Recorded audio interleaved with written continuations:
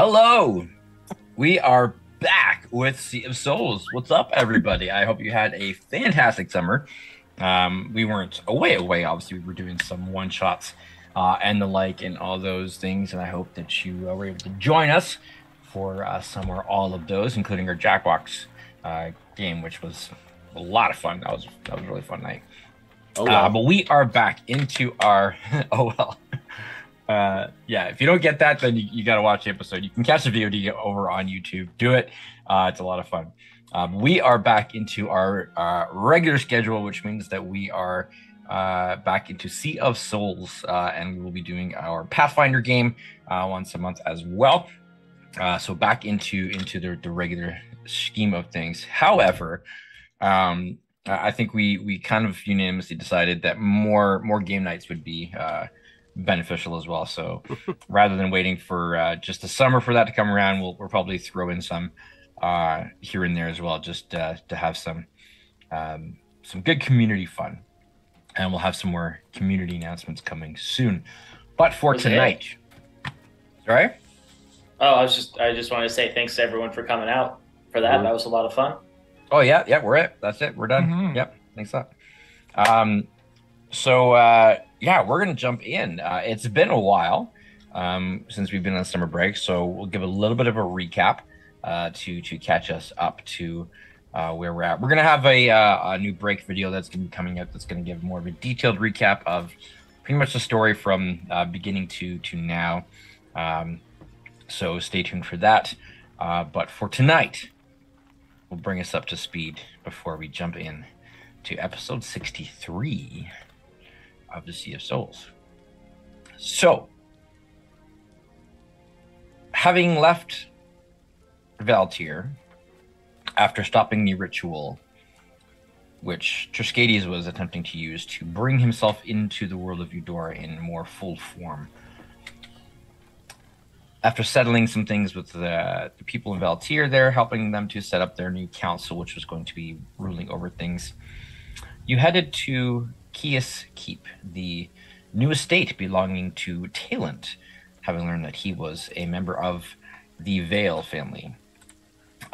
Arriving at the keep, you met some interesting individuals, including one Wilhelmina Vale, or Min, Taylind's aunt, or great aunt, who was assumedly dead, but was actually secretly off on various missions, including missions involving the Void Gates, seeking them out. It turns out that her and her daughter, Valencia, both belong to a secret organization which has been doing some research on these gates. Having found a little bit more information regarding the gates and their potential connection to Triskades trying to use them to come into this world from the void, you set sail for Enhold, hoping to find some more information, and also to hunt down the ex-priest of Umbra, who you have been commissioned to kill on behalf of Umbra, which is a little bit of an interesting tale. Long story short, Umbra has promised to not send all of his undead against you should you carry out this mission for him. Failure to do so will unleash all of his undead in his full fury, with you as the primary target, which so you weren't really given much of an option in this. But having arrived in Enhold, you were able to learn the identity of this ex-priest, one Owen Neild, who had been serving in the Temple of Marentha and had recently disappeared. Alicia, current high priest at the temple, has indicated that Owen Neild is likely to the south, where there are ancient ruins hidden deep in the forest and where signs of Grimorgan's corruption, fungus and rot and decay have started to spread throughout the forest. And if he's anywhere, that's likely where he's going to be. Other things that you have found out. Torque, having tried to contact Gothos to seek some aid, some assistance from the Stormfather, was given a message through Alicia, the priestess of Marantha, to follow the red cloud. No more information on that, but a mysterious and enigmatic message to keep an eye out for. Flick ran into an old friend, the very same individual who had freed him from his captivity as a slave, Izar. And Izar had indicated that once you guys are done with your hunting down the priest business, that there's potential to do some other good, to help some other indentured individuals. And so you are to seek him out at a cottage just south of Enhold upon coming back. The other thing that has you staying in Enhold at the moment, or occupied in Enhold, is the fate of Taylind, who has been having dreadful nightmares to the point of causing him to stay awake, hoping to avoid them, leading to significant exhaustion. Seeking out help and answers at the Temple of Marantha, it was determined that somehow Taylind had actually brought a curse upon himself, which had caused these nightmares. He was able to be relieved of this curse through a ritual spellcasting of Alicia, the priestess, but at further cost to his exhaustion, as he's now at 3 points of exhaustion, feeling significantly wearied by all of this. So I'm going to mute my Discord because some people are deliberating on some crazy in the background here. Some people being my some kind of sidebar going on. So that's sort of the fate of Taylind. So the curse has been lifted, but leaving him a little bit more exhausted. She requested that you come back to her in the morning after you had asked if there was any blessing or boon that Marantha might be able to give the party as you enter an area controlled by Grimorgan, essentially the arch nemesis of Marantha. They're kind of anathema to each other. And she indicated that she would spend the night in prayer, and whatever Marantha was able to give would be granted in the morning. And that is where we left off. I will also add that Dinar cast Seeming on Flick and Dinar. So right now Flick is a gnome and Dinar is a blue dragon. That is correct. Oh, I do remember that, yeah. Although Alicia cast True Sight on herself to reveal them as who they really are, after the gnome indicated, that things that are decayed are delicious. And she thought that curious, and so, yes. Yeah, the point is the rest of the town isn't picking up on it. Yeah, I was going to say, I don't think that caused Dinar to drop it. I don't believe that I did. I think I kept it. Yes. I don't know why you would. Which brings us to the wanted posters that are posted all over town for Flick. Not by name, but given a description of him, who's wanted in questioning for the murder of Aldrich Benison, the wizard which he stabbed in an alley and whose spellbook he had taken. So there's that looming over the party as well. So there's a lot going on in Enhold. No shortage of drama and intrigue. So we pick up as you have left the Temple of Marantha and headed to the King's Cozy, where Torque had previously secured rooms for you earlier in the day. And arriving at the inn, you notice that it's empty. There are no patrons. The young girl and her mother, Torque, that you had met previously, are inside, and they kind of greet you all as you come in. Your rooms upstairs are all ready for you. You're asked if you prefer to have food brought up to your rooms, or if you want to partake of it in the empty common room. There's like a little continental breakfast, you know, like one plastic sleeve of bagels and a mini fridge with like 2 yogurt cups in it. Yeah. What kind of continental breakfast do you go to? No, the food is good. It's a full cooked meal. Meat, cheese, veggies. Steamed veggies. Turkey sausages. That's what they always have at these things. Oh, those like the little breakfast sausages. Yeah. Love those. I am going to sleep in and on. Presuming I don't wake up in the middle of the night with the horrific nightmares, which I'll remind everybody, these horrific nightmares were of me in a place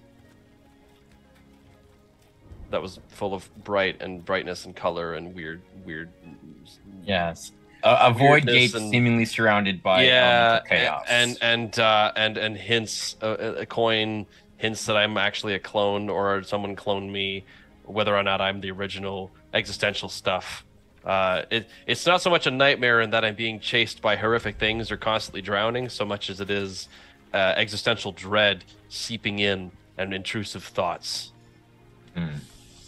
But yes, I would like to sleep a lot. Okay.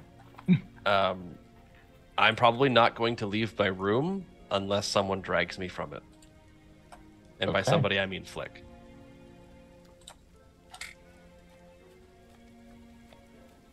You have to get up and jump up and down on top of me like a child waking up his father. If I have to. 6 a.m. on Christmas morning. Yep. But yes, no, and I will leave it at that unless I am needed for the time being, because I am of no use to anyone right now. Okay. Noted. I think I would have just gone to bed, like drank whatever I had access to just flop and pass out, and then just with no intention of arising until I've had a good night's sleep and a well-deserved sleep in. I don't know if that's going to change anything on my exhaustion beyond normal, but to try. I mean, 3 all-nighters. I've personally never done that, but that can't be good for you. Wouldn't recommend it. So we'll go with that. I'll get back to the rest of you in a moment here then. So Taylind, as you are preparing to sleep and just full of exhaustion, coming from your healing at the temple and your conversation with Alicia there, who you remember from the Wavesong Temple, and there was a bit of a connection there. You feel a warm, not unpleasant, actually like a calming, kind of soothing warmth coming from your amulet. As you kind of disrobe and prepare to sleep, there's just a little bit of a warmth there.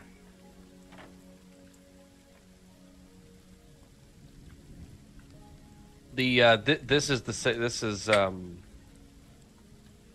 that would make sense, I would assume, because because of the Marantha thing. Yep. So this is a symbol of Marantha, and you just left her temple where Alicia had. Yeah, like I'm not suspicious about this. This is like I'm just like, yeah, this makes sense. And but it's soothing. Like it actually feels really nice, and you know that you this kind of brings you back to your time at the Wavesong Temple, and you felt this before, not in a very long time. This is the first time you've really felt that anything other than just cold metal in months at sea, and so this is kind of bringing back some memories, some history. It's the first time this has done this in a long time. Using that as a sort of a comfort, I think it'll have a similar effect to a warm glass of milk and some melatonin. As I'll just sort of like set the bottle down on the side of the bed and just kind of lay there, engulfed in nostalgia and regret, before slowly just not even realizing, just zoning out, surrounded by these thoughts. And assuming I don't have the weird dream again, I think the dreams would be consisted of memories more than anything else. And I think throughout this experience of reliving the past, Taylind would wish that he hadn't gotten the curse removed, because the nightmares would have been better.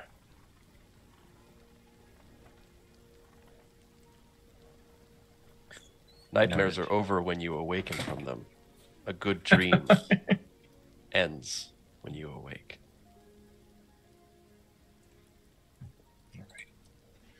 So the rest of you, what are you doing? As so Taylind has just gone like right up, passed out.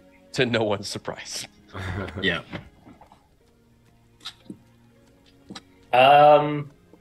You know what? I think Torque is going to elect to eat in the communal dining area.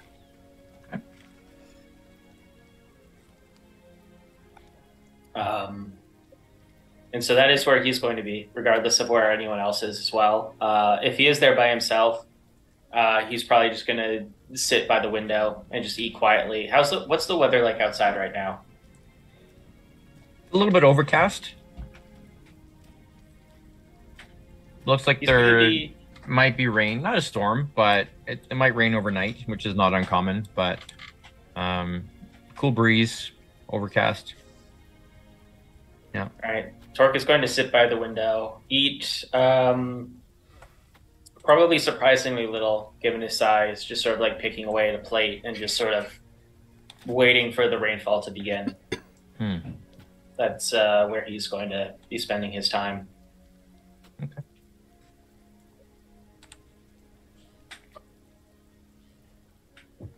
Flick, Dinar? I think Flick will join Torque. He'll come sort of wandering out of the kitchen with a bowl in hand. He's munching away on something crunchy. Gets a little closer. He realizes he's got a nice big bowl of coffee grounds. He's just Well, I'm glad you were able to find something to your liking. It's pronounced kafefe. I know why they throw this stuff out, man. It's delicious. I don't think you're required to eat the filter as well, but Oh no, that's extra fiber. It's good for you.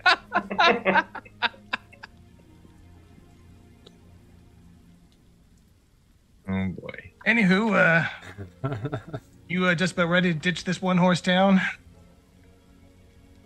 yes, I don't think there's anything left here for us, and the sooner we get you away from this place, the better. And I already skipped town once. What's twice going to be, right? Looks like I was correct in my assumption when I left here the first time. Well, at least now you have a second opinion. What do you, in your personal opinion, propose our next move should be? I mean, we got the gig from Izar, but he says that can wait until we're done our other business. I don't know that we're gonna be. I don't know if we're coming back from our other business, but that's just me speaking doom again. Well, I suppose we can cross that bridge when we get to it. It seems as though we're on borrowed time as is. Yeah, I mean, kind of like to, make some progress on this whole magic gateways to other worlds and crap like that. But, yeah, I guess that stuff will fall in our laps when we find it, so let's go looking. Torque kind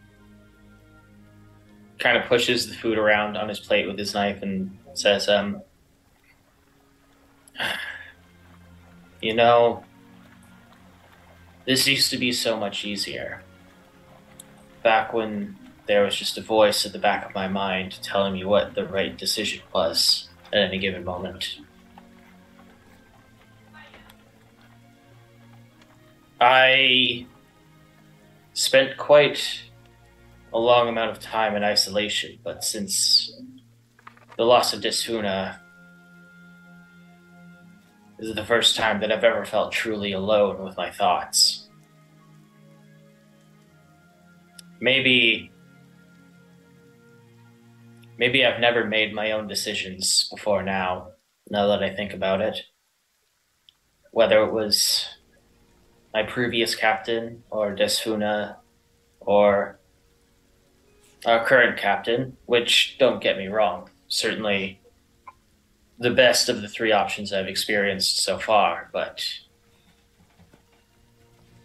I find myself struggling with my own agency.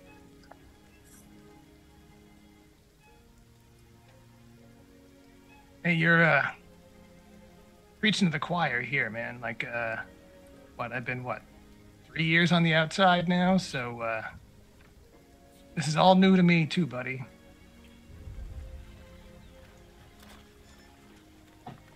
And I've just making a huge list of awesome decisions so far. So keep it up. Yes, I wouldn't expect to say this, but perhaps you can be something of a role model in this regard.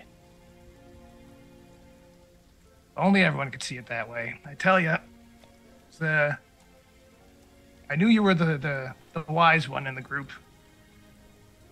You see, you see the inner me, right?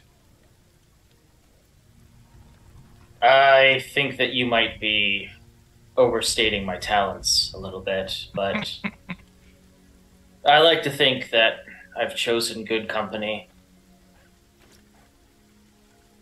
Perhaps that was the most meaningful decision I've made so far. Torque, I'm going to need you to wait at camp. We run through all the dialogue. I'll note that you hear the rain starting to pick up outside. I think Torque is kind of comforted by that. It's almost a nostalgic sensation for him. Well, I imagine that Taylind is probably out cold at the moment. What do you suppose the captain is up to? Well, last I saw, he was still dithering over etching his final spell into his belt, so I'm not sure if he's got that done yet or not. We'll have to go rattle his chain too. I would wait until he's done. I'm not sure Way to bring that in. Meta into it. That's awesome. Interrupting this sort of process would mean. I mean, for God's sake, he might actually end up picking a useful spell. Hey, now that's a jab at Mike, not Dinar. Whoa. You end up picking Otto's irresistible Dan, which is just Otto's brother Dan. What makes him irresistible? He's just a really nice guy. The fact that he's not Otto? I don't know. Misspelled spells. Crap.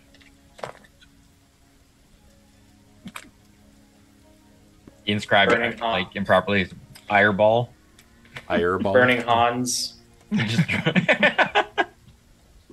Cautious, hideous daughter.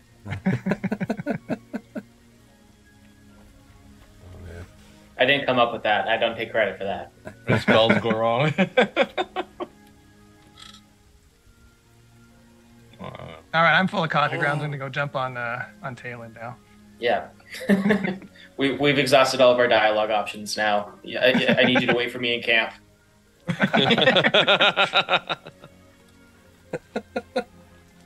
Torque, I need you to go to camp. I'll be back.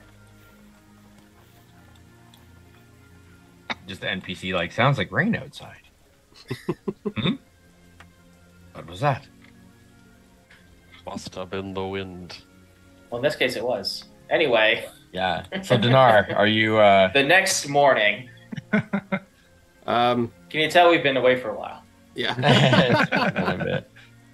Yeah. I think as much as it is literally what I've been doing the last couple of minutes, I think that is what Dinar is doing. He's probably taken some time to maybe collect some things and make sure his spell sash is all ready to go with his new stuff.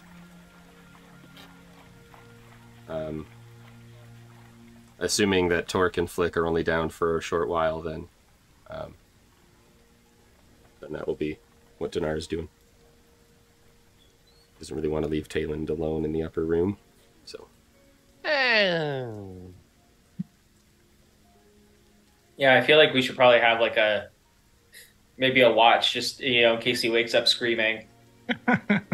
Well, that was my original plan. Was I was gonna throw up an arcane eye in his room if we were gonna be spending considerable time downstairs, but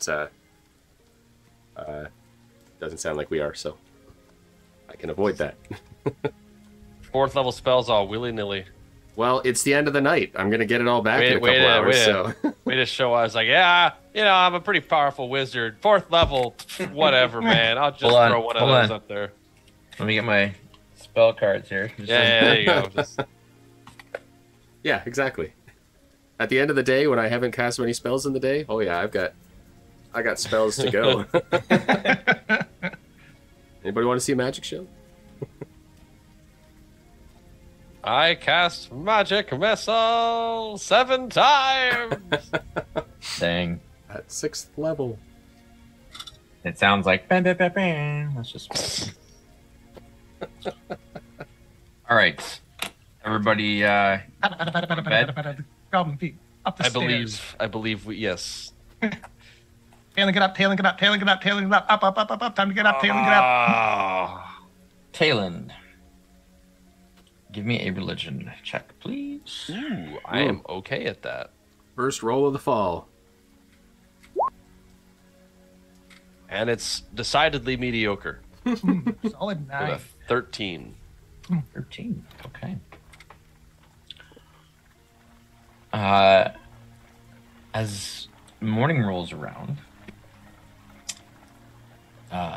Taylind, you wake still a little bit sleepy, but you remove 2 points of exhaustion.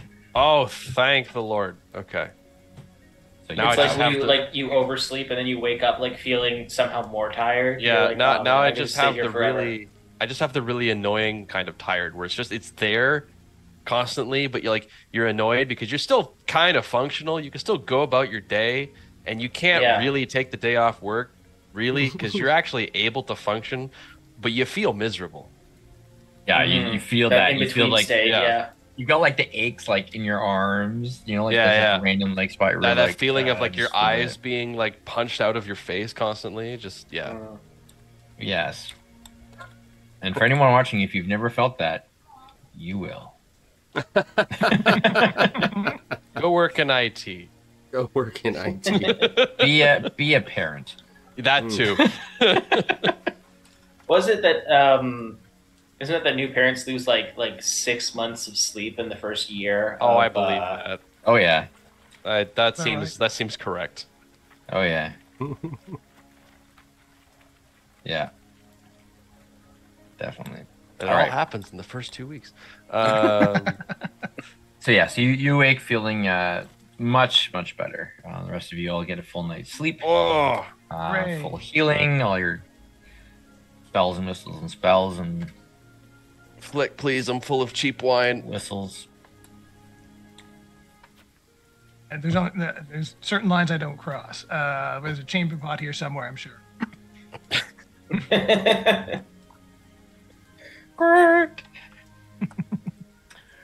Right. Has there's Dinar breakfast. finally picked a useful spell? Well, there's only one way to find out. I'm gonna run over and find out. What's for breakfast? I need something greasy. I think they had those turkey sausages last I checked. Yeah. There's bacon, eggs and bacon, and Oh, yeah. some bread and cheese and fruit. Now, let's hope that the Continental Breakfast didn't close down at like 8:30 in the morning or something stupid. No.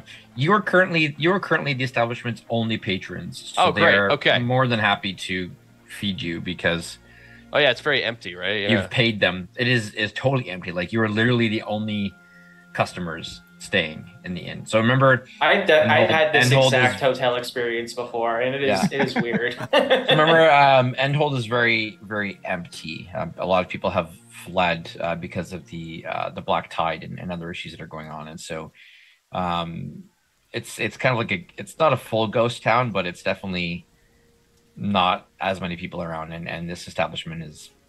And it's under like nobody military else. occupation as well, isn't It it? is, yes. The Okay, Valerian double Guard. Well, yeah, the Valerian Guard has increased their presence here significantly. There's a naval vessel in port. Guards are, making the rounds. So and there's not much else going on in town. So yeah. Right, so yeah, then. you have a nice full breakfast. You feel all well rested. Flick or Taylind mostly well rested. Now, let's answer that age-old question of what will you do with a drunken sailor early in the morning? The answer is force feed him bacon. Let's go. Bacon and coffee. Fefe. No coffee, Coffee. please. Coffee. And I want more crunchy bits though. Chunky coffee. Or at least to make it more fantasy, we can call it like coffee. Coffee. Buffet. Instead of coffee, it's coffee. It's Elvish. Coffee. Calf. Calf, yeah. You know that coffee where they like feed the beans to like a cat, and then they make Oh, and it coffee out of poops the it cat. Yeah, they make coffee out of the cat poop. Yeah. I imagine that's what this is. Yeah. But it's like some magical cat or something, or like It's Yeah. a fake A hat. tressum. yeah, yes, yeah, there it is. Yeah. Yeah. And they can only poop it out when they're flying. We have to harvest it from the windshield of our car. Yeah. Yeah. Well, I've certainly learned one thing traveling from port to port, and that's when you feel tired in the morning and a little bit depressed, the best thing you can do is eat a huge breakfast. It's true. And I will do that. I will just engorge on all of the greasy stuff that I can find. Since we're the only ones here, there's no one to fight for it. And so. and I will say, I shall have a coffee, but I shall have it from this. I shall have one of those strange, foreign creations known as the Irish coffee. I don't know why it's called that, but it's delicious. It would be It was made by John Irish. yes. Yeah. Well, John Eyre and John it's not Eyre. it's not exactly like his, but it's ish. It's Yeah. close. I like Yeah, the idea of every fantasy world just having an Ireland that's just completely like on. I mean, Ireland. That's the Ireland Feywild. is a fantasy world. Ireland It is. It's the Feywild. Ireland Yeah, is just it's a the universal, Feywild. like a universal I don't know if you've ever read constant Irish among all. folklore. I don't know if you've ever read Irish folklore, but man, that place, like, that's where It's everything comes from. It's just. It's like, half of D&D is Irish folklore. It's Like, just My name is Gerald of Wexford. sorry. yeah, I'll get some coffee and just take my flask out and just. There we are. Okay. So you were going to go back to the temple, or you were Well, we were May go back- invited. you were invited to go back to the temple in the morning. Yeah, to I mean, it would be see rude. if there's it would be any rude not boon, to attend. any boon or blessing that Marantha may be able to give you. Oy. Yeah. I guess we'll be doing that. Boy, howdy, it is bright outside today. Before we leave the inn, Dinar will pull Flick aside. Would you like me to turn you into a gnome again? So nobody looks at the posters and spots you? Yeah. I mean, how much longer are we in town for? Or at least another day, I would imagine. Oh, really? Well, we'll go to the temple, and then we might, I don't know, hang around a little bit, see what adventure hooks sink in. Yeah, take some side quests. Yeah. I hear there's a bounty out for some goblin we could go capture. Interesting theory. Hey, there is a notice board that you could look at and see if there is other stuff going on. Can you cast seeming on some unsuspecting gnome to make him look like Flick, and then we'll grab him, and then we'll take him to... Taylind, I think that would be kind of an act of evil, and I'm not sure yes, quite I down jest, that of road course. yet. Oh, yet. Yes, it's a possibility. Did you hear that? It would certainly make things easier. It would be a practical joke on the gnome and on the person who pays us.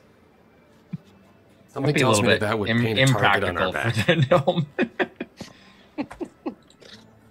A light-hearted jest. A victimless crime. Except Save for the the two victims. But other than that, All right.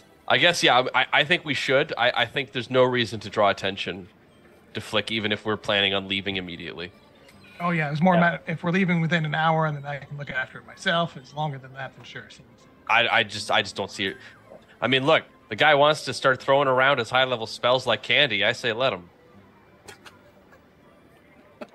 Do it. All right. Archmage Dinar.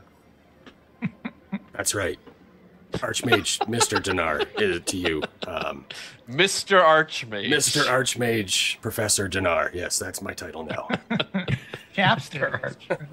Captain Mr. Archmage. Captain Mr. Archmage. I'm not going to remember any of that. I'm just going to call you Captain. That's okay, Torque. You're good. You're good.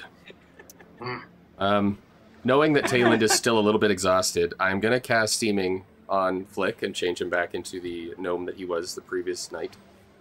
And while probably an unwilling target, Dinar is going to attempt to cast Seeming on Taylind.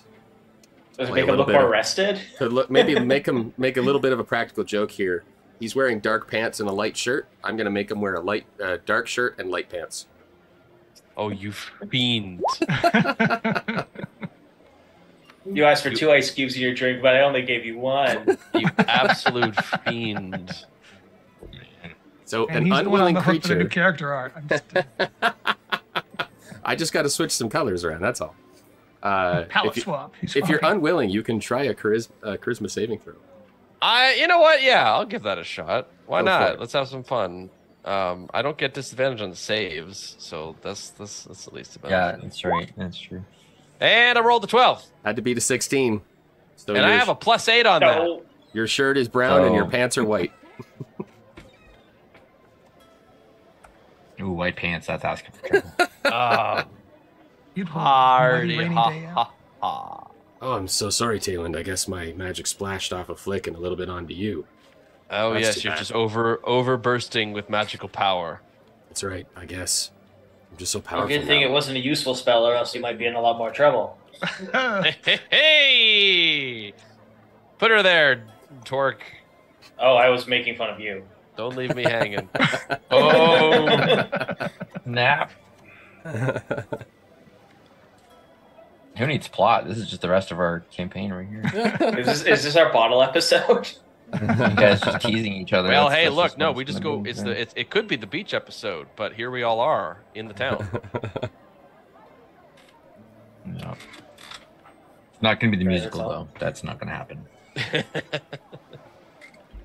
We're not ready. See, that did happen with What's a Good Goblin Do? That was her. Yes. You couldn't have taken Yeah. off a couple of pounds, Dinar. Added some muscle, maybe. You could have I like- at least taken it out. You can only change your body so much, Taylind, so... It is hard to adjust perfection. This is true.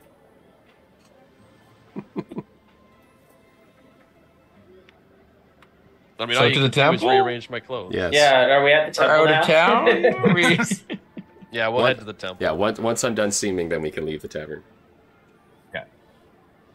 Once we've all been blessed by the 5th level spell of the Archmage. All right. So you enter the temple, and you find Priestess Alicia waiting for you eagerly. And as you come back in, she's standing in your front. Good morning. Well, it is morning. Well, Taylind, you do look much better. You've slept, I can tell.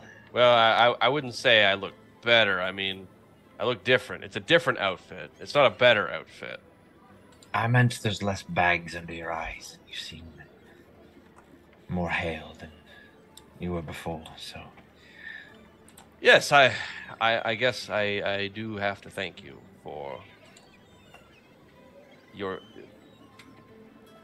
blessings, or perhaps the blessings of Mirantha, whatever it happens to originate from. But yes, you were, your diagnosis was correct, and things seem to have sorted themselves out. It's a long and awkward way of saying thank you, but you're welcome. Now, I did spend some time in prayer last night, and I do believe that our Great Mother has something to bestow upon each of you. Ooh. She has gifted me with the ability to pass on a blessing. Since you are going into hostile territory of Grimorgan. Now, the way these blessings work, it's not a specific.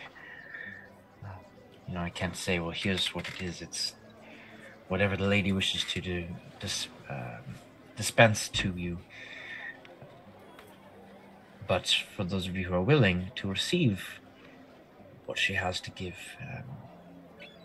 and I will be the vessel that bestows it upon you. So.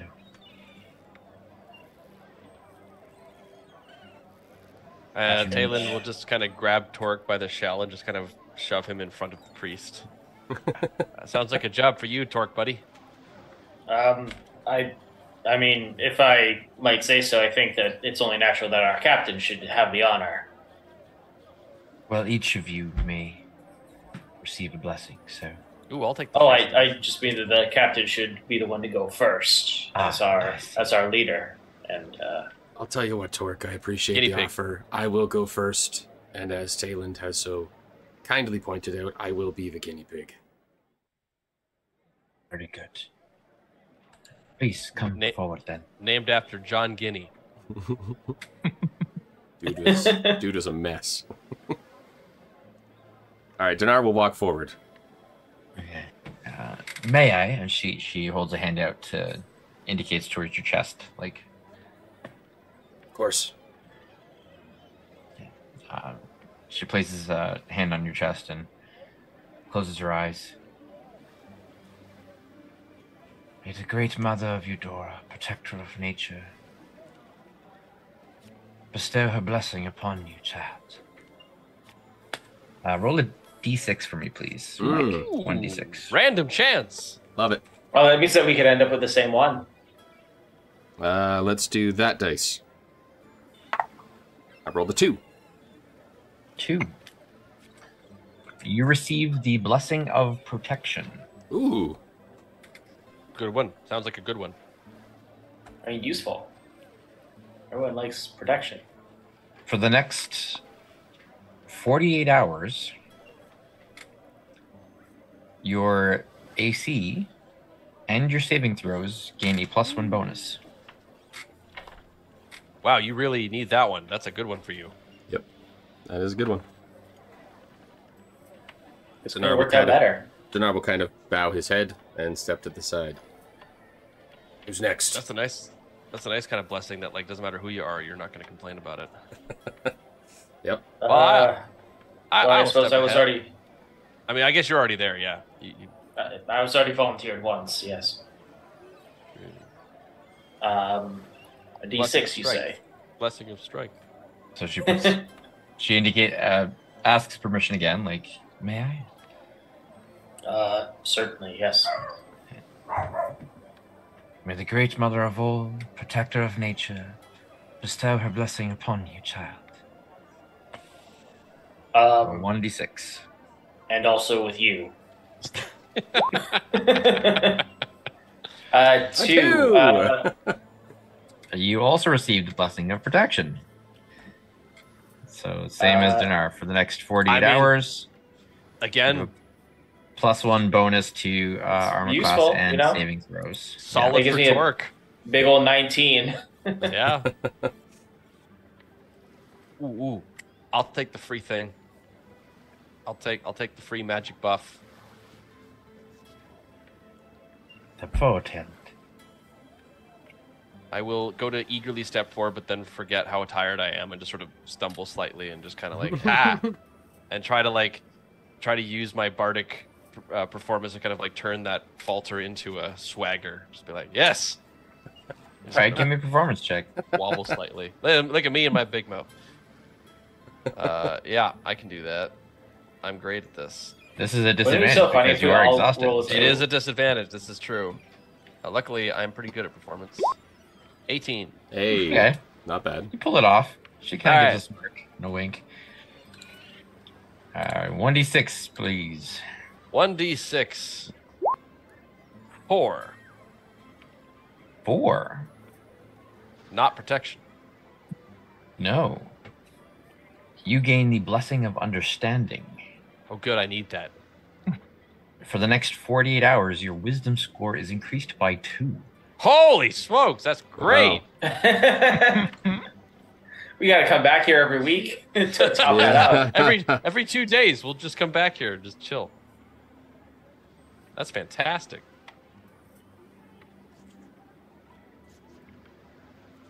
Master Gnome? How you doing? Are you going to receive a blessing, Flick? What's the catch? I need to You get There's awesome no stuff for catch. free. This is a blessing of Marantha to aid you in your endeavors. There is no catch. It's a free gift. You owe no allegiance to her. That's something not ringing true here. I mean, you will have to sign up for her newsletter. There's gonna be. There's also a Get on the pamphlet mailing that they're list, going to that's just hand out. Listen, You gotta give them an email address. It's a whole thing. You gotta make an account. you actually see a little bit of consternation as Alicia kind of furrows her brow, and she's like, Flick, not everything has a catch. Some things truly are free. This is a blessing. Take it or leave it. It matters not. It is up to you. There's no catch. There's no strings. There's nothing you must do, perform, or give to Marantha. This is simply Awesome. a gift that she would like to give to you. Well, have a nice day, lady. Oh, well. Fair enough.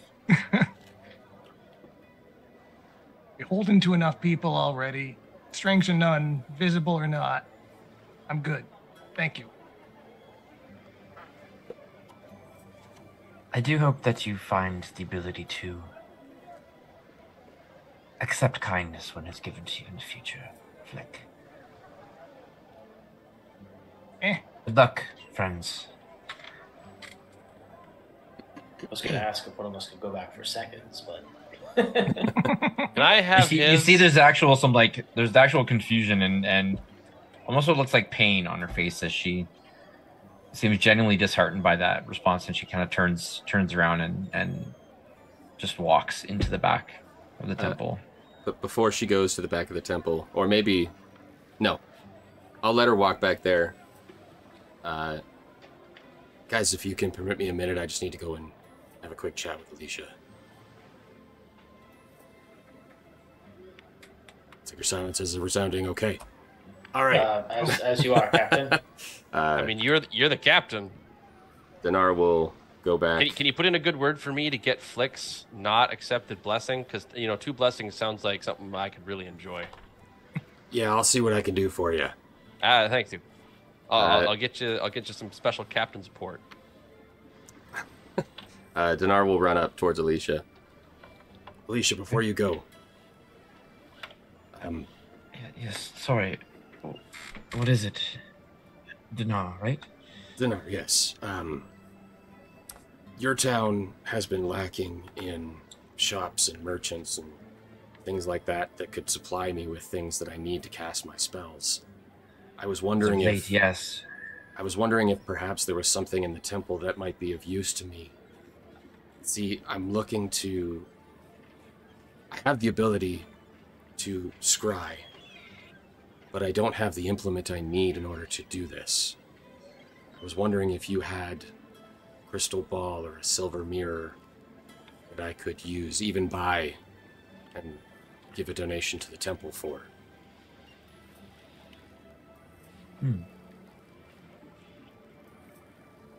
I think we do have implements that we use routinely for rituals and the like. Give me a moment. Don't leave yet. I'll be right back. Okay. I do ask you not to follow. That's priest's quarters in the back here, clergy, but Fully understand. I'll return quickly. It won't be long. I see you go off down sort of side passage and hear a couple doors opening and closing. Probably about somewhere between 5 and 10 minutes later, she comes back and she does indeed have a ball, crystal ball, dusty. It's like it's been kind of taken out of storage.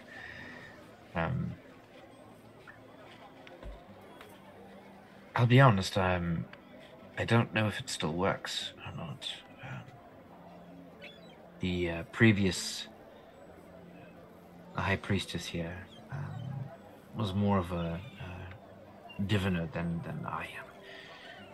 She had many of these implements that she used frequently, but I have not yet had the chance to sort through everything. I focus more on healing and other nature spells, but you're welcome to take it, and if it proves to be useful for you, then it's yours. Thank you. Where might one give a donation to the temple? No need. I won't stop you, but it's not necessary. There's a box out front if you, the lock box, if you feel so inclined, but consider this a gift. Thank you. Dinar will stow the ball and... Dinar. Yeah. Take care of Taylind. There's a lot of hurt, a lot of angst.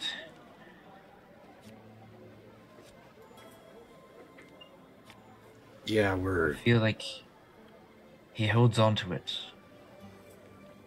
Maybe out of comfort, I'm not sure, but whatever reason, he holds on to that bitterness. I pray for him. I hope that one day he'll be able to let it go, find peace. To be honest with you, Alicia, I think that's something that all of us are holding on to, but certainly something that we can do. We'll look out for him. Right. Thank you. Well, good luck hunting down Owen. Remember to give him that slap for me. We'll be sure to give him at least that, yes. Thank you. Dinar will make his way back to the crew. And on his way out the door, Dinar will drop 500 gold into the donation box. And that's a hit. Wow. For the record, the crystal ball implement for scrying costs 1,000, so she just saved me a whole bunch.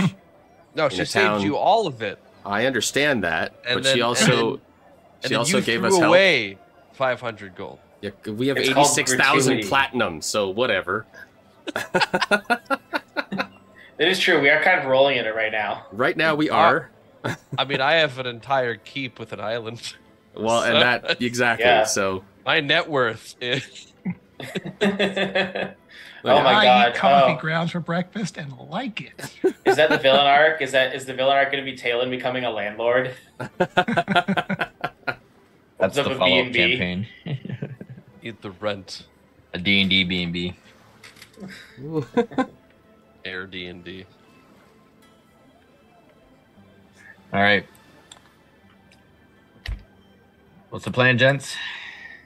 Did you have a good talk, Dinar? Fantastic talk. I'll pull out my Did you get- crystal ball. Did you get You know me a how second we- blessing? No. But you know how we've had to go through other wizards and Jorund to do scrying? Yeah. Holding up the crystal ball. Now you can go through me. So we like This take certainly the makes things easier. ball and we like rub it against your head and then ask a question It's a plasma ball. and then You and gaze then, into the ball and look for the answers. and then it comes up with an answer. Definitely, You know- maybe. You know, maybe I don't need this. Maybe I should just give it back to Alicia.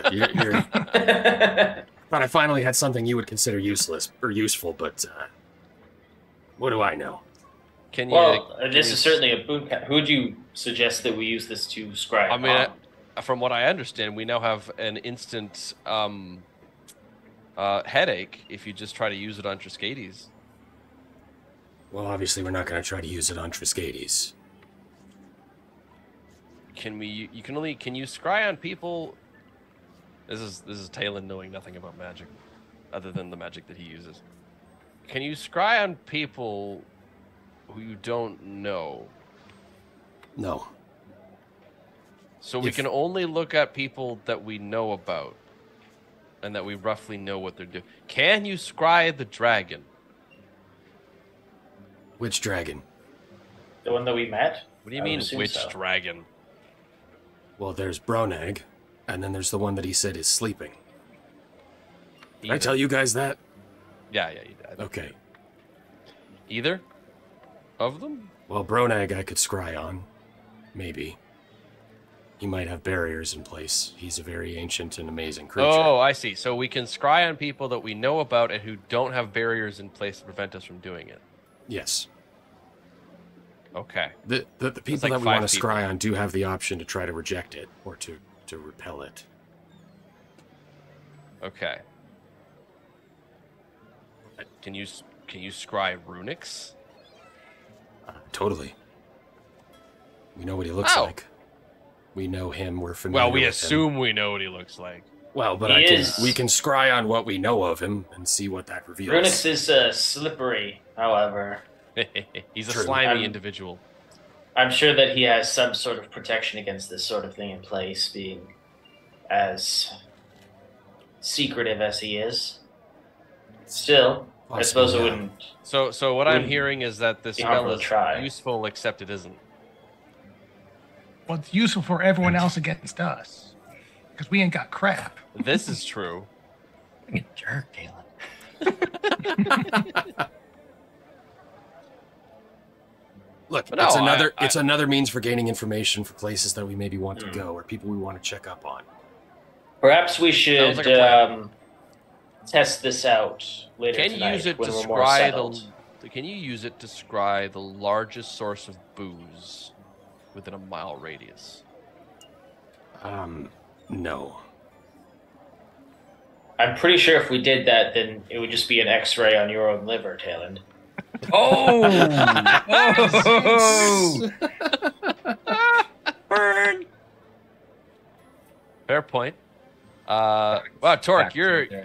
you're just full of the zingers today. I'm so glad I'm wearing off on you.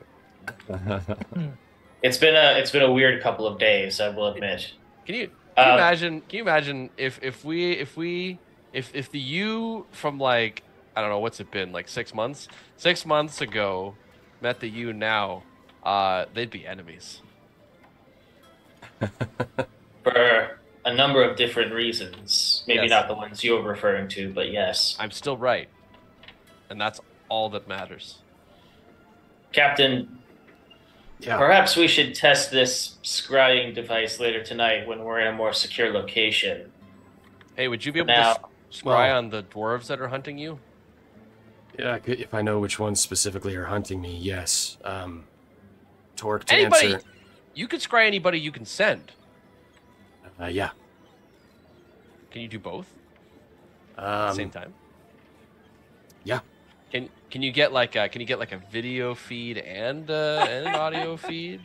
Mhm. Can you like Not really sure what Right. video is, but yes, I can see them and talk to them. Yes. a visual feed Yes. and an audio It's Elvish and it's pronounced video. video, a video. Yes, I could do both. Video. Scrying lasts That's 10 minutes, interesting. so I could scry the target and then send Well, them. I would say that next time you've got spells to spare at the end of a day, you might as well. And that is really the essence of scrying, yes. No reason not to. Well, no, there are reasons not to, but Well, I think it's worth the risk.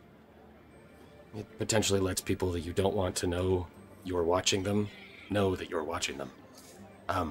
Torque, to answer your question, I was not expecting to come upon this today, so I cannot do it today, but tomorrow we could test it, yes.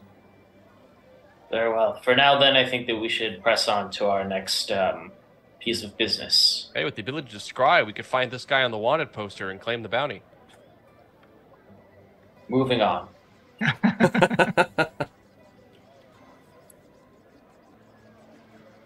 All right. Next scene. Where to? Are you guys heading out? I was gonna say, Anything else are- you want to do in town? Are we going south, or do we have another stop in Well, town? the plan, as far as I know, was to just continue to go towards befriending a god or demigod, whatever he might be at this point. This was just more of a stop because we might as well, and also I needed something to get rid of the stupid nightmares. Well, you're actually here to find the Owen. ex-priest as well, to find Owen. So we know Right, that yes. south of this town, Enhold is. What is it? What's the thing that's coming up? There's something. So there are south of us. Yeah, there's in the forests between here and Southold there. Decaying. Oh yeah. Alicia had informed you that there's sort of a patch of fungus and rot that indicates the presence of Grimorgan's followers. Yeah. Purple. And fungus. there are Right. rumored like ruins and stuff deep in the forests as well that Yeah. would provide like potential hideouts, So we've got etc. the purple fungus to the south. We've got Torque's Or message as- to look for a red cloud. As Flick would call it, a smorgasbord of all you can eat. Decaying forest? You mean delicious forest? Forest of candy. I mean, for now, I suppose we go south and look for this purple fungus. See if we can track down Owen. And along the way, Torque, See. Might as well. like- We're here, so and we'll keep an eye out for red clouds for Torque. I mean I can. I don't know how literal that message was intended to be, but I do appreciate the sentiment, Captain. I mean, look, whether it was meant to be literal or not, if we see a giant red cloud in the sky, I mean, That's I probably mean, what we're often looking enough, for. bad guys that come up to the business end of your anchor end up as a red cloud as well. So it could be a little more metaphorical. So now we're back in the forest. the decaying forest. All right, so you guys are heading out then. Yeah. I just Yeah. imagine this whole place just smells like compost. Wind Or comes as from the Flick right would call direction. it, Okay. A 5-star restaurant.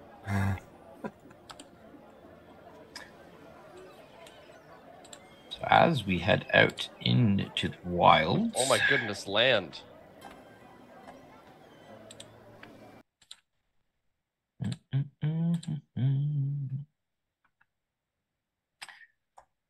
Sorry, give me 1 moment here. Malaria. Ooh, a hex crawl. This is something we can sink our teeth into. All right, so you have a rough estimate of where you're heading, just south, not too far. So you're looking at probably you won't get there today into the forests that she's indicating, but probably within 2 days, so like day and a half ish. Okay, I mean, I'm fine with that. I need some time to continue resting anyway. You can travel. You can make it 24 miles essentially in a day. I will have stocked up on everything at the saloon. I was gonna say, yeah, make sure we grab some food before we leave town, if it's that far, yeah. Oh, I mean, food is, sure. And I suppose you gotta have something to go with this nice port. Before we leave, knowing that we'll be gone for a few days, Dinar will alert the crew of the Radiant Dawn that we will be gone for a few days. Yeah, Okay. They get some shore leave. Yeah. Extended shore leave. At the town with nothing in it. I'll tell them extended shore leave, but I would prefer it if they spent their nights on the boat, on the ship, just to make sure. Yeah, let's keep that ship guarded. Yeah. Were we the only ship in the harbor? I think there was one other. Is that correct? There was a military carrack, which was significantly larger than yours. But other than a few like local fishing boats, you're the only ship. Yeah. Let's make sure that no one sees that as my easy way out of this rock. Yeah. I would actually order them to keep at least one person on the ship at all times. That's fair. I know it sucks, but like they can take turns. Yeah, we can give them shifts, I mean, do we really want Kissick to be running around in town anyway? I mean, he's got everything he needs on the boat. It's probably fair. All the rats he can eat. Listen, you send Kissick into that town, he's going to go around with the wanted poster being like, this is my employer. He's a great guy. I don't know why everybody's trying to catch him. Or the I'd like to be a character witness. Or the stupid humans will think that he is the wanted poster. Yes. The query. Goblins, kobolds. Some people don't know the difference. True. It's true. Probably not true. Yeah, I think with that in mind, that we're in good states to head off. Yeah. Okay. And we'll buy like actual food, not like rations, like whatever bread and stuff that we can store for a bit. You know what? Our crew's got pretty good. Like our crew of NPCs has a really good racket. Now that I think about it, because we never really bring them into danger. They just sort of hang out on the ship, and we just when the pay ship them gets to into be- danger. But yeah. No one tell them true. what happened to our last crew of people. Like picks up Lefty's knuckle bone, gives a little kiss. Yeah, that's why we don't bring them into danger.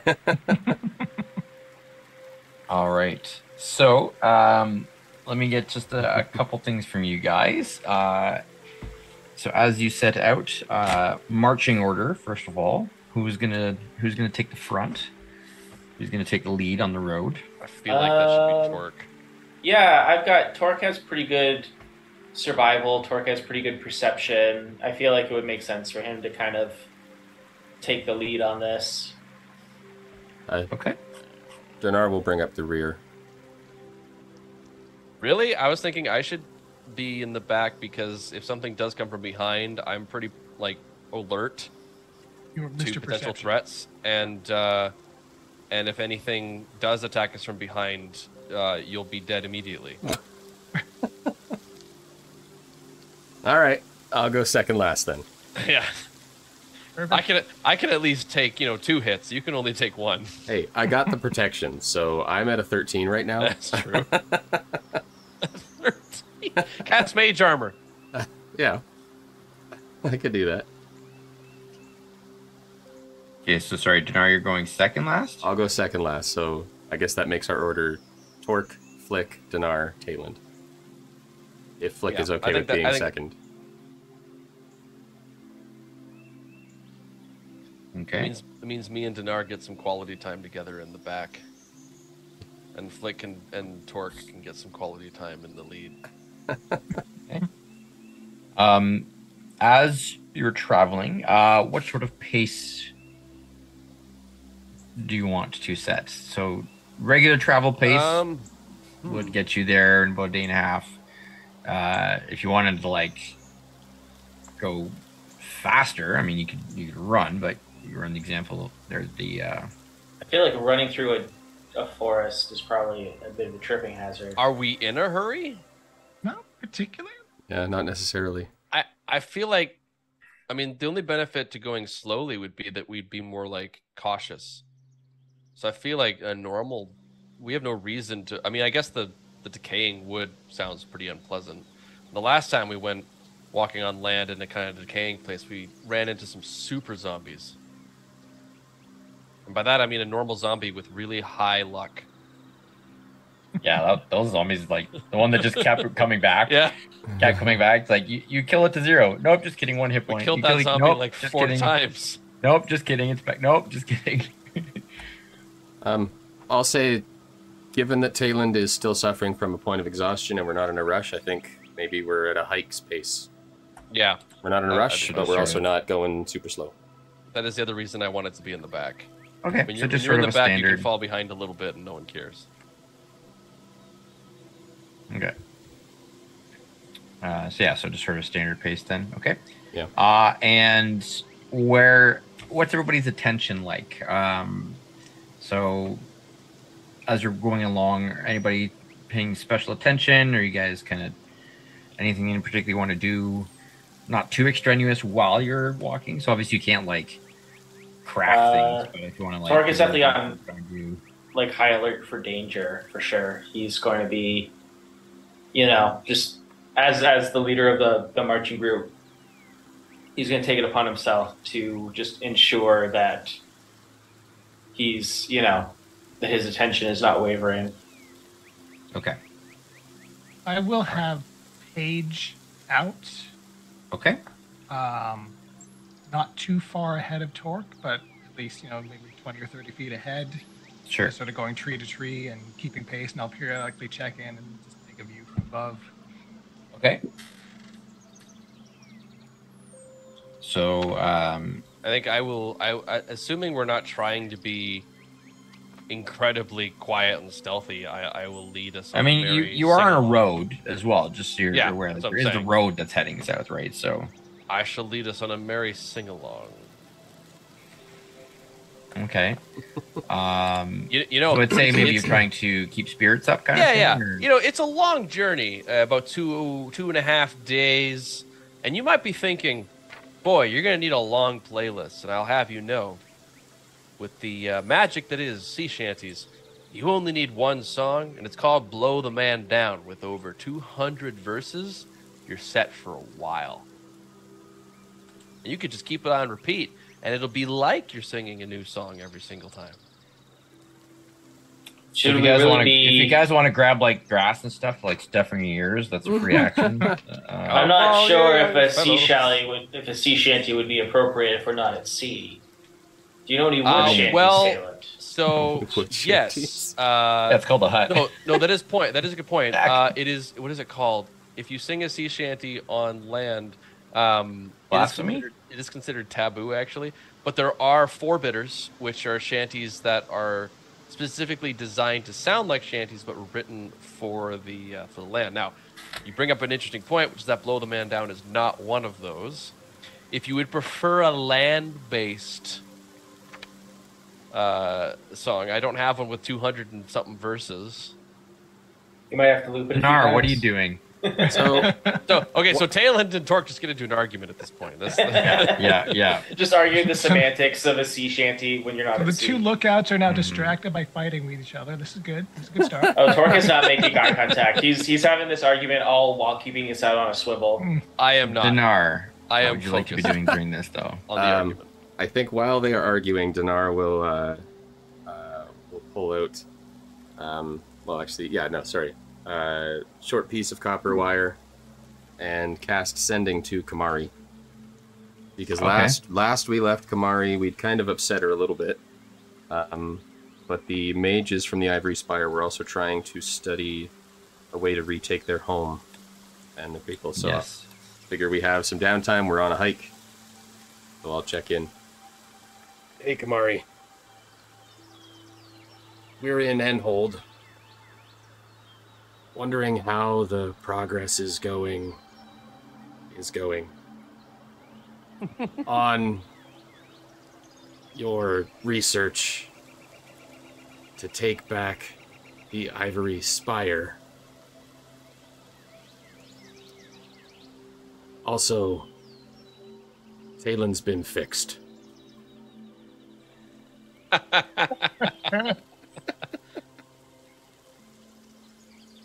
Blow the man down, bullies, blow the man down.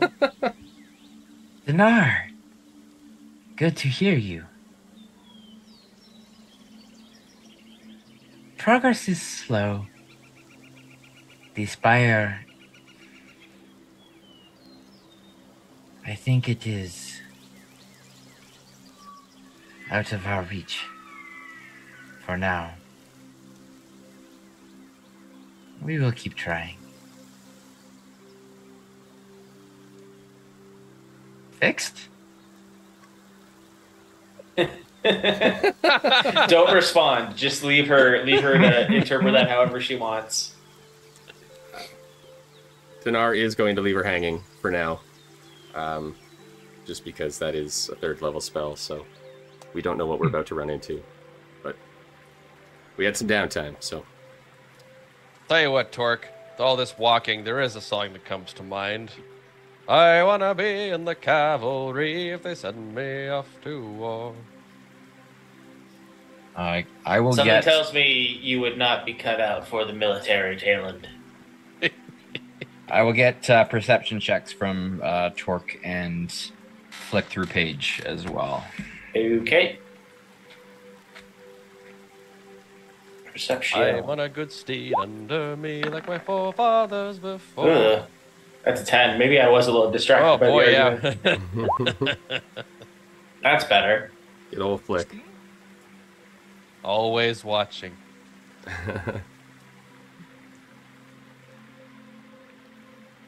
Okay. So 16. So one thing Paige notices, Torque's a little bit distracted. Just a little. Paige notices after about half a day or so, you guys have been kind of going along and not too much really transpiring. The woods start to get a lot thicker, and you can see that by the end of the day, you're probably going to be camping right on the outskirts of very, very thick woods.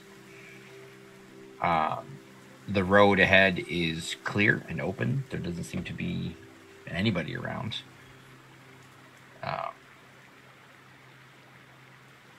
It's peaceful, actually, strangely quiet and calm.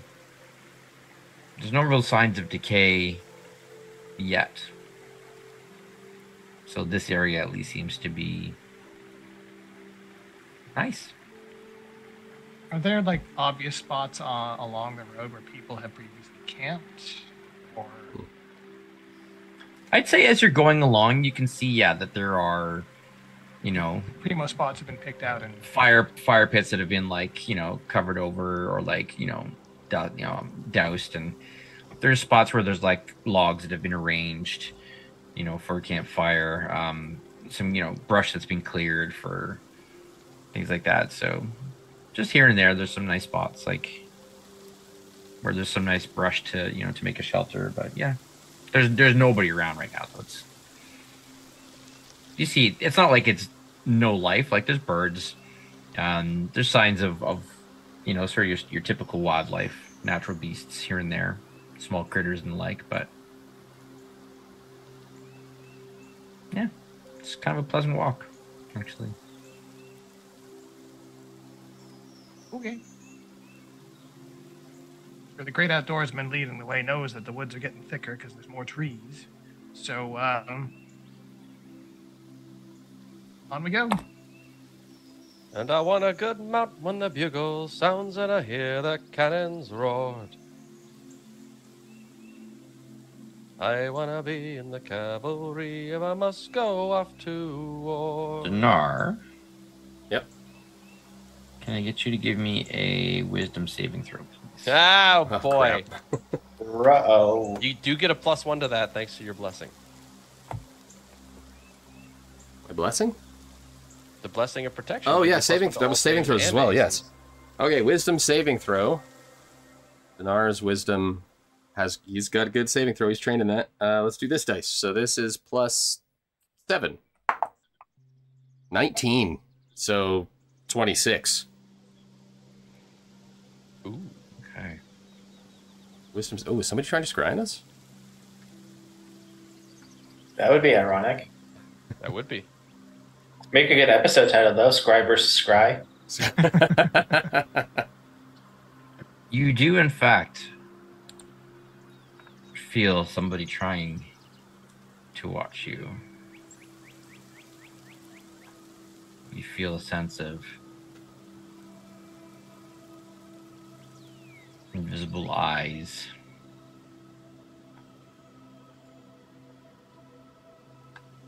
And you manage to kind of resist it, snuff it out, as it were. But you know that an attempt has been made. But that could have just been Kamari. To scry on you. But disclose this fact?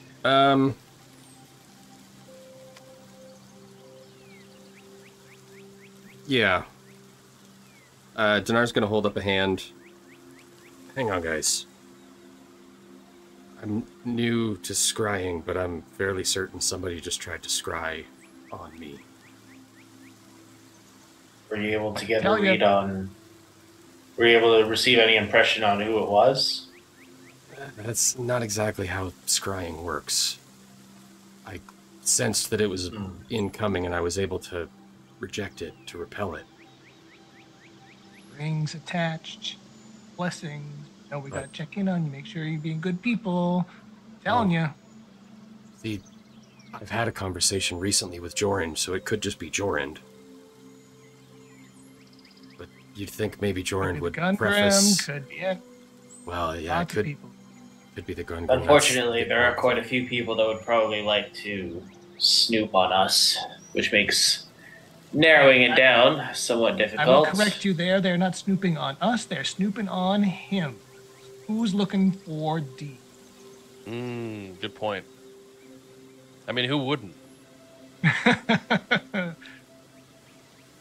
Well, the good news is, the way that this spell works is I'm good, like I'm safe from whoever was trying to do this for 24 hours. So, until this point tomorrow, they can't attempt to do it to me again. Now, that's assuming they don't know the three of you. But here's to hoping. For now, we're okay. Now, let me just play a devil's advocate for a moment here. If I were trying to scry this group, I would not pick the wizard as the target if I had any other option. Which is a good point, yes. That is fair. So this is what leads me to the conclusion that they were probably looking for you, and maybe we're just incidental, collateral damage. Anywho, you fended them off for today. You can do it again tomorrow. It'll be awesome. Well, Yeah. hopefully. Hopefully, yes. I have faith in you, Skipper. I think that blessing is immediately paying off.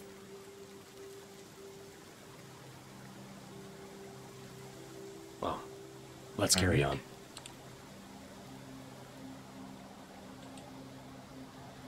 The rest of your day's journey goes uneventfully.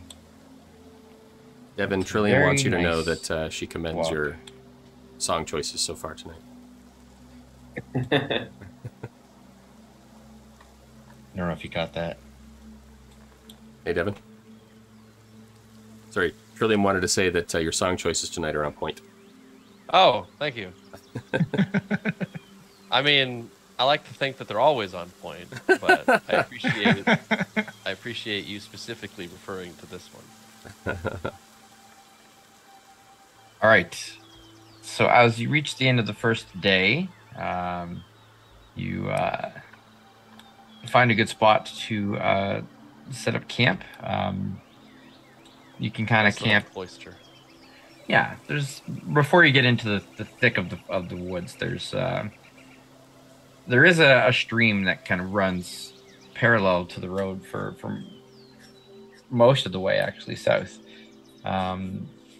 becoming a river actually at one point as well. There's plenty of water around, so you could find a really good spot with easy water access. There's lots of places that would offer some cover as well, some small hills with clusters of trees here and there. It's really you guys want to camp out in the open? You want to find somewhere kind of hidden? How far off the road would you like to go? Right to the side of it? You want to go off a little bit? Do we know anything about this road in terms of like, based on the fact that the town is basically abandoned, can we assume that this road is likely no longer maintained? You would probably assume just by looking at it, yeah, that it hasn't really been traveled much recently over the last couple months, as there hasn't really been a lot of traffic. But this is still a main road. It is still a main road. It is the main road. You know enough, especially having lived in Valeria, like in Enhold for a while, that this is a main road that basically will take you all the way to Valenhold eventually. Yeah, why would we ever want to go there? Okay, I mean, I would say I don't think there's too big of a risk in sticking fairly close to the road. In fact, we might have the opposite if we try to go too far from the road, where now we're actually in the domain of the things that would harm us, whereas closer to the road, any beasties would have probably learned by now that the road is not a safe place to hunt. It would only be any kind of like bandits or whatever, but I feel like we could probably handle those. If for no other reason than like we have a big turtle and some spells. Yeah. So but I would say camping off the road, not the worst idea, but I will of course defer to the captain's ideas because he may have a differing opinion. So by camping off the road, you mean like just off the road? Like Not just in off the road, woods? because my thought is this is a main road, and even if it was recently no longer being traveled, a lot of whatever horrible things lurk in the forests, and we all know that there are indeed horrible things lurking in the forests. They likely would have learned not to traverse the road, or at least hunt along the road, because that would have been bad for their health. So I'm thinking it's better to camp just off this, maybe not like right off the road, but just a little bit off the road, because conversely, if it's been infected with new things, they would hunt the roads. So you're saying kind of like meet in the middle, like best of the best.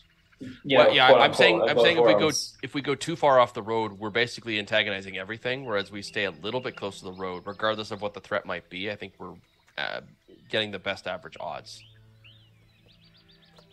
I would also, is this place that we're stalking, this little grove, is it like reasonably defensible, or is it basically just like a little forest copse? You can easily find a defensible location around here. Like it's a mixture of like open plains, hills, little copses of trees here and there. Like it's yeah. I suggest maybe no fire. Yeah, that's fair. I think we can make do without. It's not as though the temperature's dropping all that quickly. No, you're in summer still. End of summer, but it's still warm. Yeah. Hops. Anyway, Unless there's any major objections. Oh, I'm ready to just pass out under this tree. Yeah. We'll pull off to the side here and camp here for the night. Okay. Anything in particular that anyone would like to see to? I think Torque will volunteer himself for first watch. Okay. Anybody got any messages they want to send before the night is over?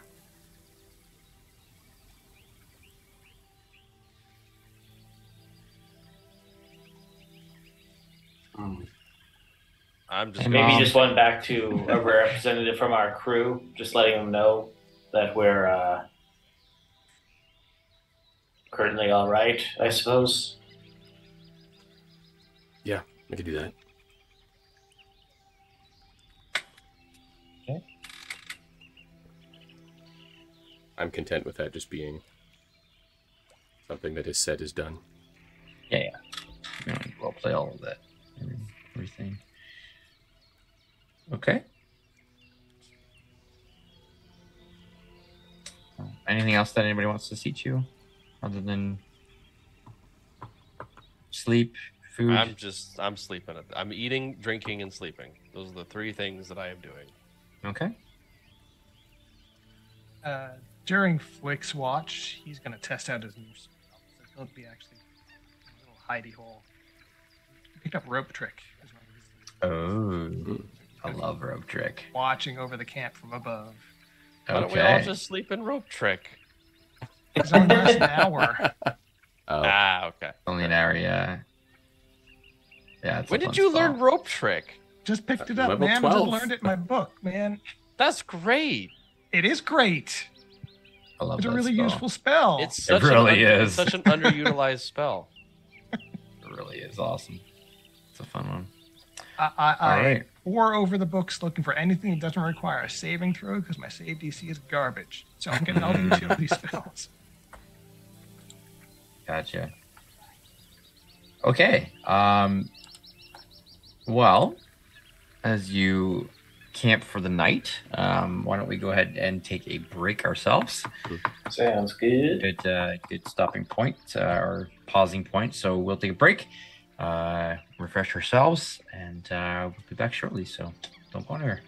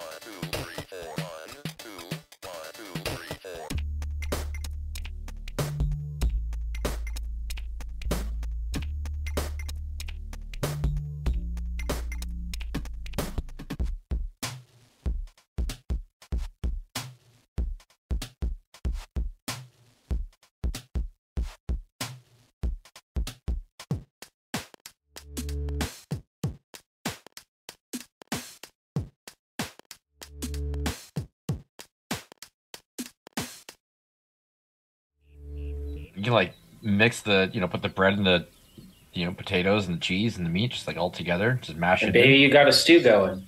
That's beautiful. So probably what you guys are eating, I'm assuming, right? This is what's happening. Yeah.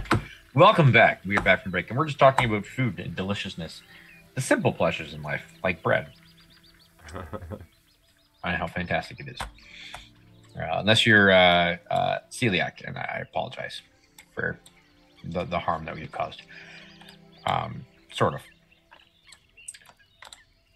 All right. So your watches go without incident. You do see some wildlife, some deer here and there, probably a fox or two, a lot of birds, night owls. But it's really a calm and pleasant evening. A lot of peace, which is a nice reprieve from a lot of what you've experienced. So it's nice to have a bit of a change of pace.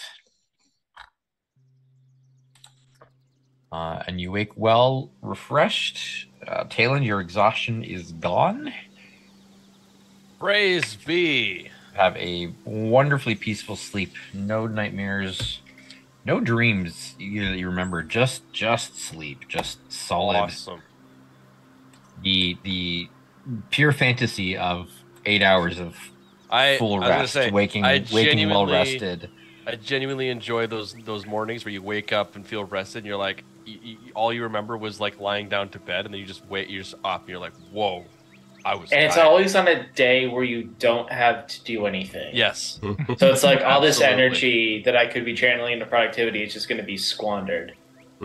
I cannot relate. I have no idea what you guys are talking about. But anyway, fantasy worlds here. So the thick forest lies ahead of you as you enter day 2 of your journey. Are we keeping the same marching order here? I would assume. No reason to change it. Torque, Flick, Dinar, Taylind? Yeah, unless somebody wants to change it up. Yep. And I Flick, feel like we have a good system. So Flick, you're going to have Page out again? Yep. All right. I'll get Torque and Paige to give me perception checks then, please, as Oakley dokley. we venture into the woods.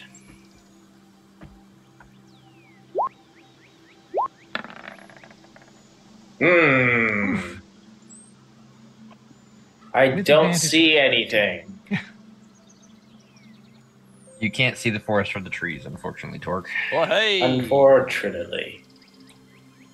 Let's see. I will make a perception, I suppose. Yes. Sure, yeah, you're more than welcome to. Ooh. Sorry, that was You guys still are- a 1? Oh, that is. Yeah, I had four. I do Yeah, his indeed get a perception is- 14 with a natural 1. His Yes. perception is redonkulous. He has redonkulous perception, yeah. So I grew up on the streets. I am very wired. you don't notice too much. It's significantly thicker. Yeah.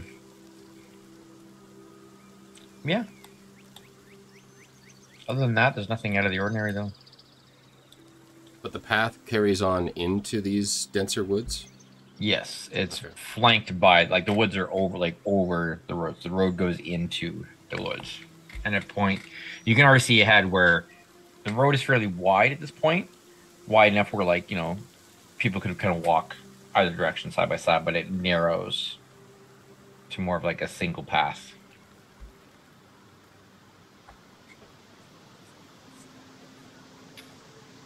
Well, for a minute there, I forgot that I was playing Dinar and not Bira. Wow, we I thought all I had did really bad. thought I had some kind of like, doesn't matter when it's dense terrain. No, that was Bira. That was my ranger. That was years ago. Yeah. Get with the times, Mike. Yeah. All right. So as you enter into the woods, you travel in for a couple hours or so. until you do see things starting to change around you. Ominously? Ominously. The music would I can tell suggest from the so. music. The woods begin to grow darker, much more overgrown, thick brambles choking out trees. The canopy squeezing out any last rays of sunlight, even though it is middle of the day. Might have something for that. Flies and other insects can be heard buzzing all around. The smell of rot and decay, faint at first, grows stronger with each step, until you can smell it with every inhale. The air is damp, thick with dew. The trees around you look somewhat unhealthy. There's spotting on the leaves. The bark is peeling here and there. This forest has seen better days. Flick is pointing out every one of these features like he's in enchanted fairyland. See the rot here? Oh my god, you see the way the bark is peeling off there? Holy cow, this place is incredible. Flick, Huh? did you grow up and live in a place like this? I wish. Ah, Awesome. Dinar, Yeah. anything strike you as magically ill?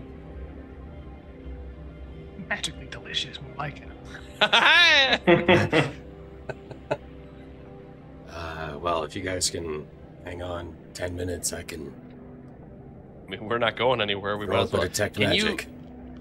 I guess this is a DM question. Can he cast a spell while we're moving, or does he have to stay still?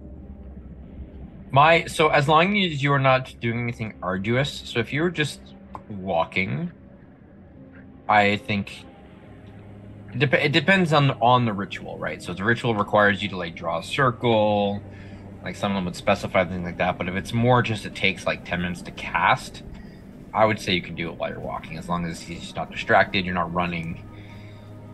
You know, it's the idea. The way that I look at it is that you can't be performing another task that takes your concentration, that takes your activity. So slowly walking is, I would say, is fine. Again, here's how we'll solve this one. depending on the ritual. So I will Okay. use my once per day awaken spellbook to cast a ritual without the 10-minute component. Ah, Hey, I will produce Flick's floating floor, hey. 1 hour of a disc of force that you can sit upon, and basically you are now in a little wagon that Flick's pulling through the woods. I love it. There Absolutely. we go. That's helpful. Yep. So I That's will. amazing. I will park my butt on Flick's floating floor, and I will detect magic. Yeah, who's this tensor guy? Ack. Okay. So as you're floating along, you are preparing your ritual. And I'm assuming this is detect magic. Yep.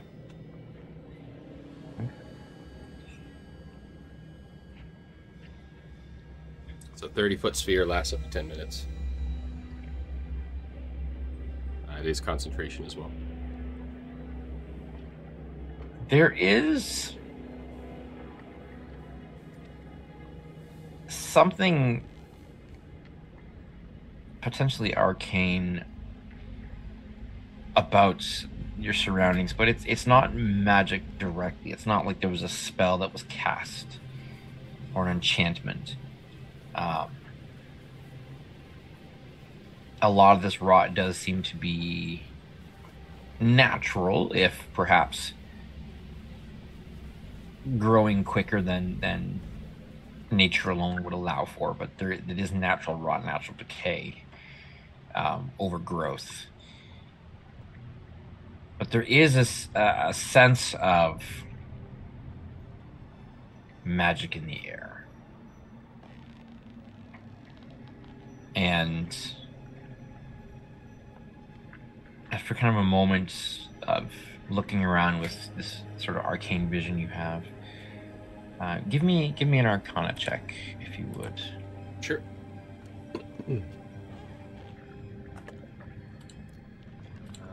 Arcana, this is +8. Ooh, on a 5 though. So that's a 13. 13? Okay. You do get a sense of transmutative properties. But beyond that, you're not entirely sure. You can't identify the specific spell or effect, but obviously there is transmutational magic that has transformed some of this Oh, that's interesting. natural wildlife into what you see around you. And as you're looking, trying to pay specific attention to look for any signs of magical enchantment, kind of studying your surroundings, you can see some of the vines moving.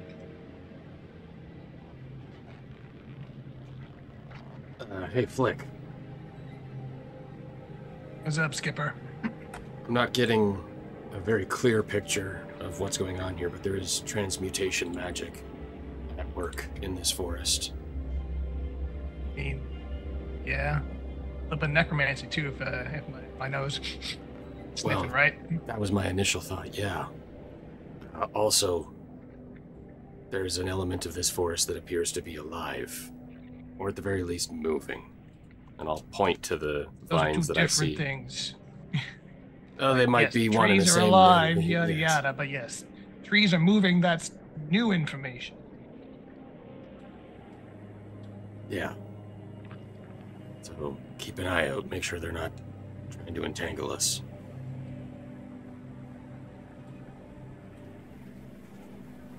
Uh-oh. Battle mat. Hmm. I wonder. This is nice. Yeah, this doesn't look too decayed, you know? You know, one thing I will say about Craig, say what you will about him, but the man's very good at finding excellent battle maps. It's true. Very true. Well, thank you. And if I can't find them, I make them. I was going to say, assuming he hasn't made them himself. All the better.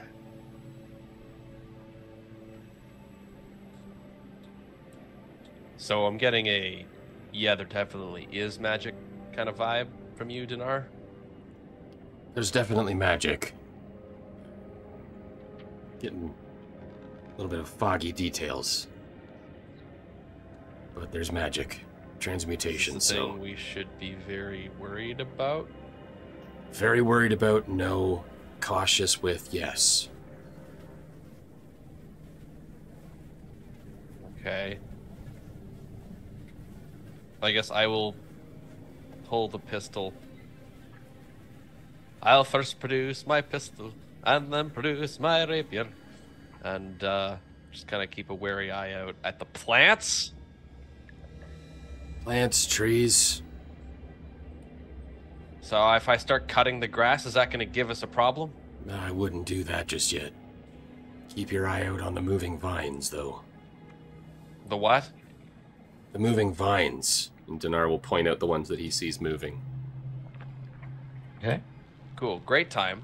Does anyone here know fire magic? Because I definitely don't. That's a pretty lush forest. I'm not sure fire would in really fact, do it. most of the spells I work with would probably these plants would greatly enjoy. Maybe I shall douse them in water. maybe out of appreciation, they would let us pass. Bribe them with water. That's I was gonna say I've never tried persuading plants, but I do feel like my skills could potentially be put to the test in that regard. This is gonna be your Merle High Church. However, I will also point out I don't know how to talk to plants. Okay, let's come back later when you can prepare new spells. I mean, this is true. Give me like a nice rest. I could theoretically do these things, but I won't. I won't do those things. No, we're here now. Since it's transmutation, and Dinar's not getting a great beat on it, I would like to use one of my Chaos dice abilities to get True Sight. Okay. And take a look around. All right. So roll me a 1d6, please. D6. That's a 5. Okay. So you do gain True Sight.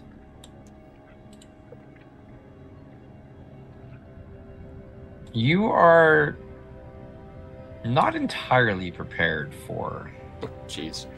what you see, Dinar. Oh, jeez. Here we go.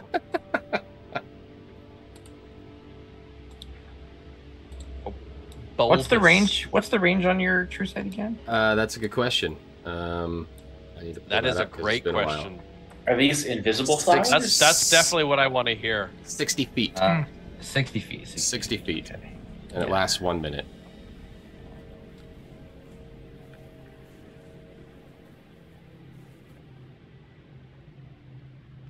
So you will see.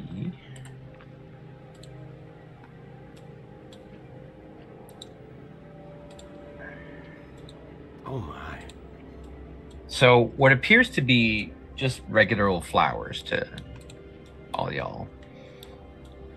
Dinar, you see that there are, in fact, that these are creatures of some sort. Mixed in with the roots of the trees, you also see strange bulbous entities that are kind of, their appendages are root-like, and they've kind of molded themselves into the trees or are coming out of the trees. You're not entirely sure. Beyond that, Dinar, the trees themselves shock you.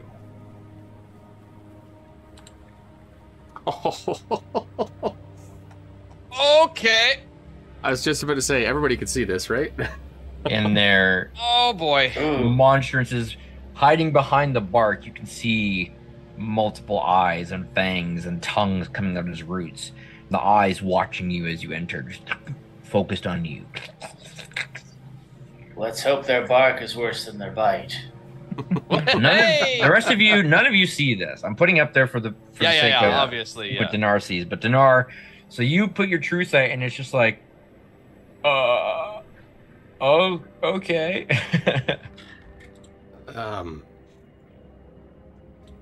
Okay, everybody stop. Okay. All right, Captain. I'm not even really sure how to describe to you what I am seeing. I'll start with the simple things.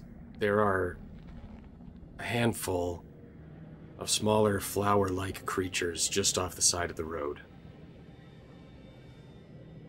A little bit higher up in the trees, there appear to be some kind of bulb thing with tentacle arms attaching itself to the trees. They have giant, toothy mouths, by the way. What? The trees themselves are not trees. They are themselves creatures. Giant, bulging eyes, big gaping mouths, massive teeth, bigger than Torque, and tongues that are coming out and are probably a good 50 feet long. Are they looking at us specifically, or have they taken notice of us? Are they? Oh, they're looking at you. Oh, yeah. Yeah, they're aware that we're here. The eyes are like fixed on the fort. Lower your axe, Gimli. Yeah.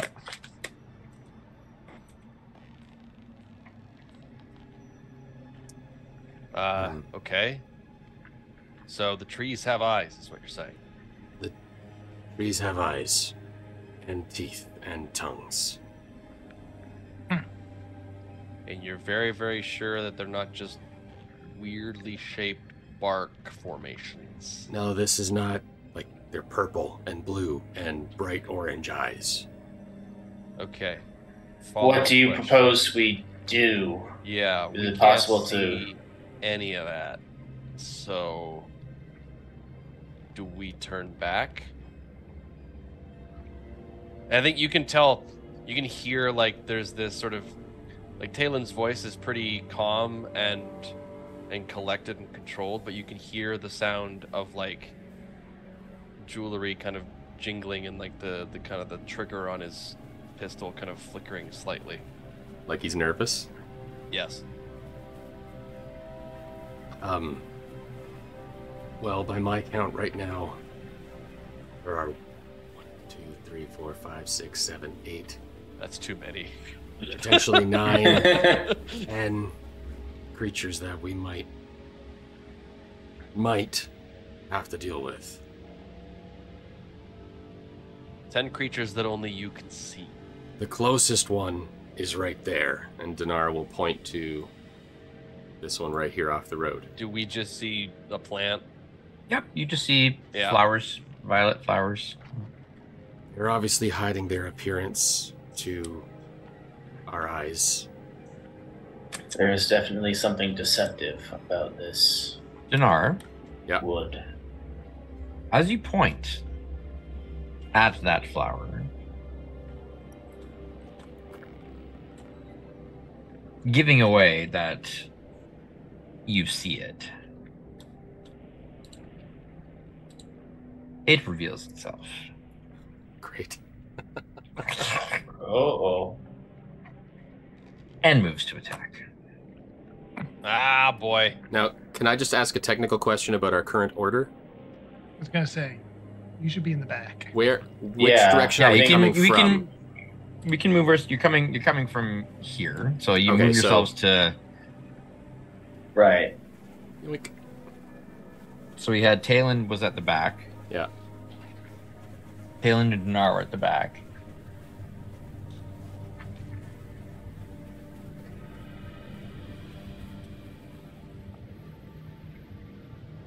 Yeah. Okay. All right. So, yeah. Oh, Flicks. Did you already roll, Flick? No, nobody's rolled. Yeah. I don't had see him Flick on the in there turn with order. a 29. That's weird. I think we should just let that I stand. mean, I'll take it. Yeah, I think. I think we won't. All right. So I think depending on what we're all feeling here, for initiative, how do we want to approach this? Dinar, I'd say you could use Arcana if you want to, because you revealed them initially through arcane means and then through true sight. So Okay. Yeah. it's up to you. I I could would maybe love do to use survival based on the situation. Sure. So this roll, just to be sure here, because I have that extra thing that I always forget about. Oof. I am not rolling well tonight. Saving it for your attack roll. Well, that's the hope. I hope that's what's happening right now, because if not, then oof. We say, because we can't see these things. This is true. So I'm having a hard time thinking anything other than normal initiative at this point. Like I don't think we could. I mean, I guess I could be trying to like see where he's pointing, so maybe, but I literally can't see them. Oh, So, sorry, I- one of them has revealed itself as like this one has shown itself to be Yeah, that one there. alive. Yes. Yes. Sure, Okay. I mean, so let me do that. I'll mark this one with. Let me see. What can I mark it with? I'll put an eye on it here, just so that. I'm still thinking I'm very twitchy. I'm not sure that I would say perception would make sense for my initiative, so I think I'm going to go with standard. Or like, yeah, I guess athletics or acrobatics or. I can do acrobatics. Because you're twitchy. Like if you're actually like like I'm like prepared, like you're kind of thing. So. Okay, 14. I will probably go perception because I am trying to see where these things. Yep.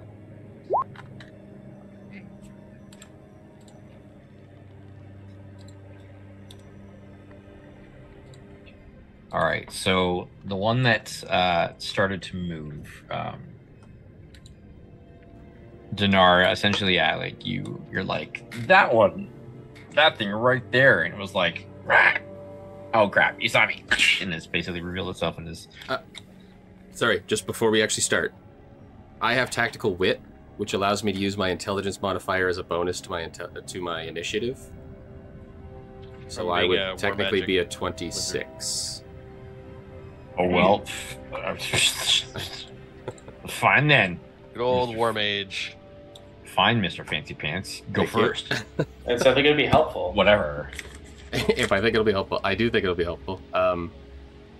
So going first, seeing or understanding that one has revealed itself, and understanding. I'd say, you know what? It actually does kind of make sense because you were seeing it and you're like, there it is. And then all of a sudden it moves. So you're already like, you've already got a finger pointed out. You just be like, spell. Yeah, that's how you cast things, right? You just go that. Yeah, the new measuring tools are a lot of fun. You can even hide them. You can make it so that it doesn't broadcast to people. So we're on a new day, right? Yes. Yeah, okay, so I haven't cast anything yet. Okay. So understanding and hearing the rattling of Taylind's jewelry, because he doesn't see things, just right out of the gate, Dinar is going to throw let's just throw a 3rd level magic missile at this thing over here. Before it goes dim from my vision. Just to start pointing out targets. I figure if I hit something, maybe it'll become visible for everybody. Cool. Any targets for us? That's not a bad idea, actually. Yeah. So 3rd level means I get to cast. I'm throwing 4 darts at it. 4 darts. +1 each. So that's not amazing. 4 and 2 is 6 and 2 is 8. +1 is 9. +4 is 13 force damage on that big bulbous thing closest to us. Okay.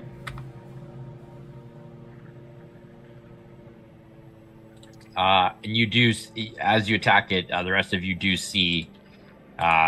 Basically, it looks like Dinar is just like shooting at the roots, and then all of a sudden it's like,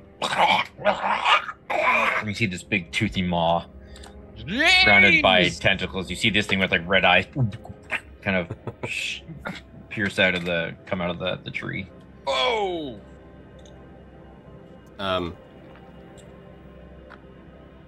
If I was going to try to point and call out another one, would that be an action? No, I mean, you can just be like, there. I think it's a free action, because you can speak a few words as a free action, so. Okay. In that case, then, Dinar will, after throwing that thing, he's going to point over to the one that's a little bit lower. Say, there's another one down that way. Where? So it hasn't revealed itself yet. Yep. But you've kind of shown that it's over there. Okay. Cool. And that'll be my turn. Okay. Now the one that's revealed. Well, move itself forward.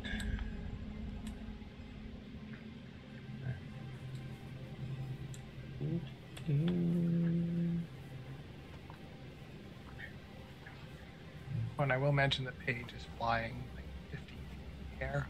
Right, okay. So I can get up to Flick.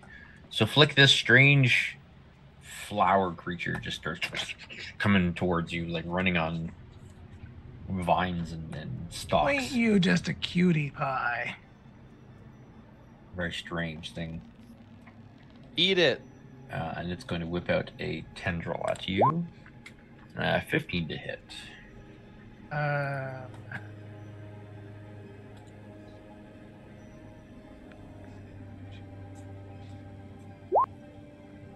1, my AC is 14. So I will have to use a shield spell. Shield spell? Okay. All right. As it comes closer to you, you can see that there is acidic liquid that is like pouring off of this thing. It looks like it's got some sort of like bulbous sacs that are like underneath the pebbles and stuff that are filled with some sort of caustic liquid you can actually see like bubbling around. That's not good. So probably don't probably melee combat is discouraged then. Anything that might pop those bubbles? All right.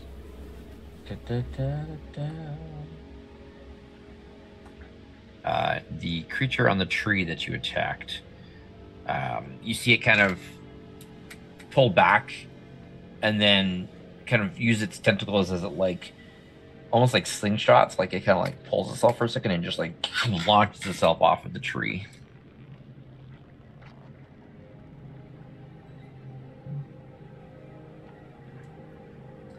What's its moves? 50. Can it get to Dinar? Well, I can get there.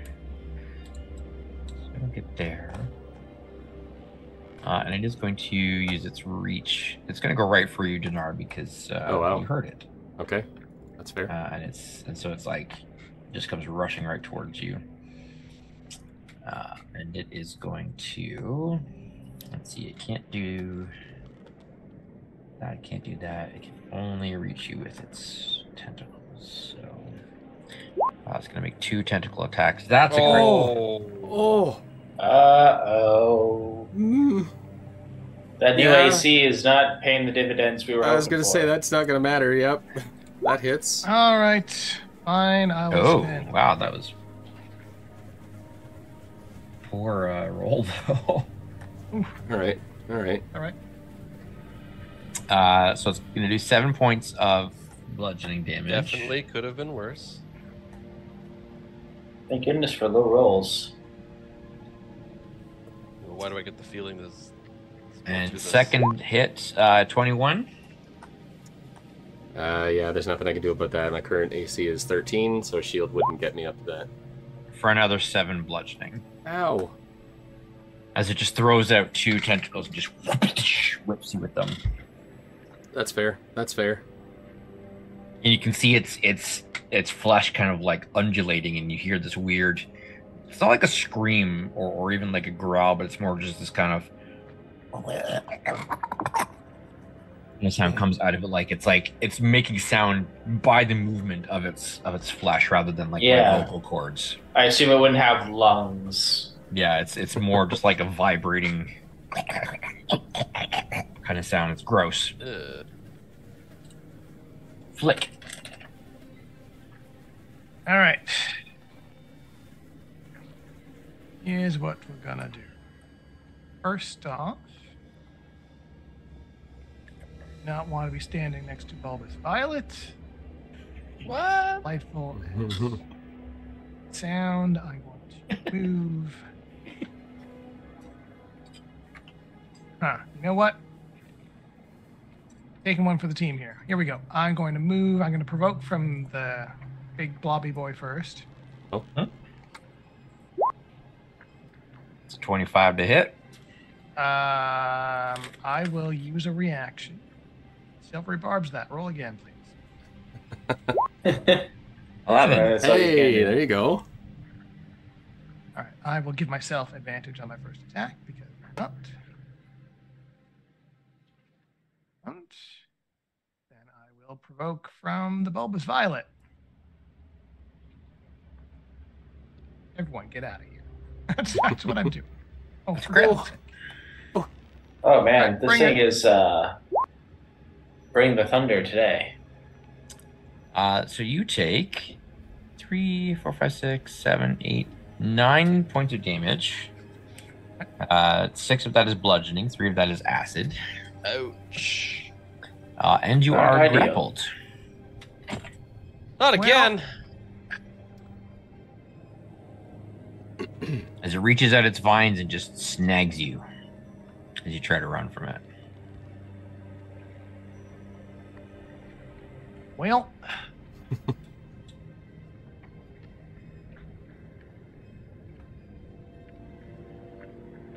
no idea how tough this is. It's Yeah. too Are bad. grappled. Does anybody have blight? Someone use Oh the yeah, I think I have that bonus prepared. Yeah. I guess Yeah. I could have done this in the Blight first hammer. place, but I guess I will bonus action and I'll just Misty Step Hey. here. And Go. then I will attack. Oh, actually, I'll go against the big thing. Okay. So Misty step out of its grapple. Yep. Bloop, bloop. Nice. Whip it. Whip it good. Dun, dun, dun, dun, dun. Mm. All right, so I will whip it twice, 28 and a 26, Oh, yeah. Both those hit. 10 and 11 slash. Cool.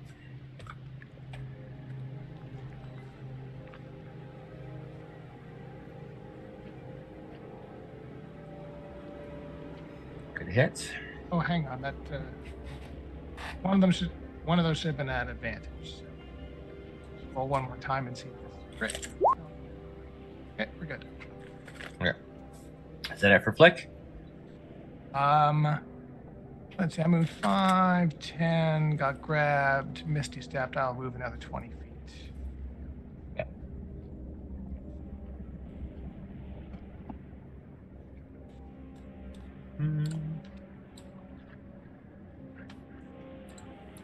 That one's just going to be closer.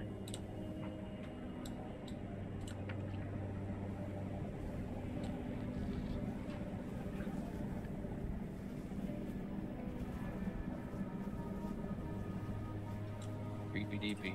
That one will move closer. Taylind. Okay, so I can only see these two in front of me, but I'm aware that there's more around us. Sorry, you see, because these ones have started moving. So, Oh, okay. you see this guy, and you see this guy. Yeah, the ones that have moved. Now you see them. As more flowers like pop up and start Okay. moving around. And we see them as they are. Oh yeah, Jeez. yeah. Horrific. Great. Oh boy. Jesus. Okay. Do I want to go full defense? Let's see how tough these things really are.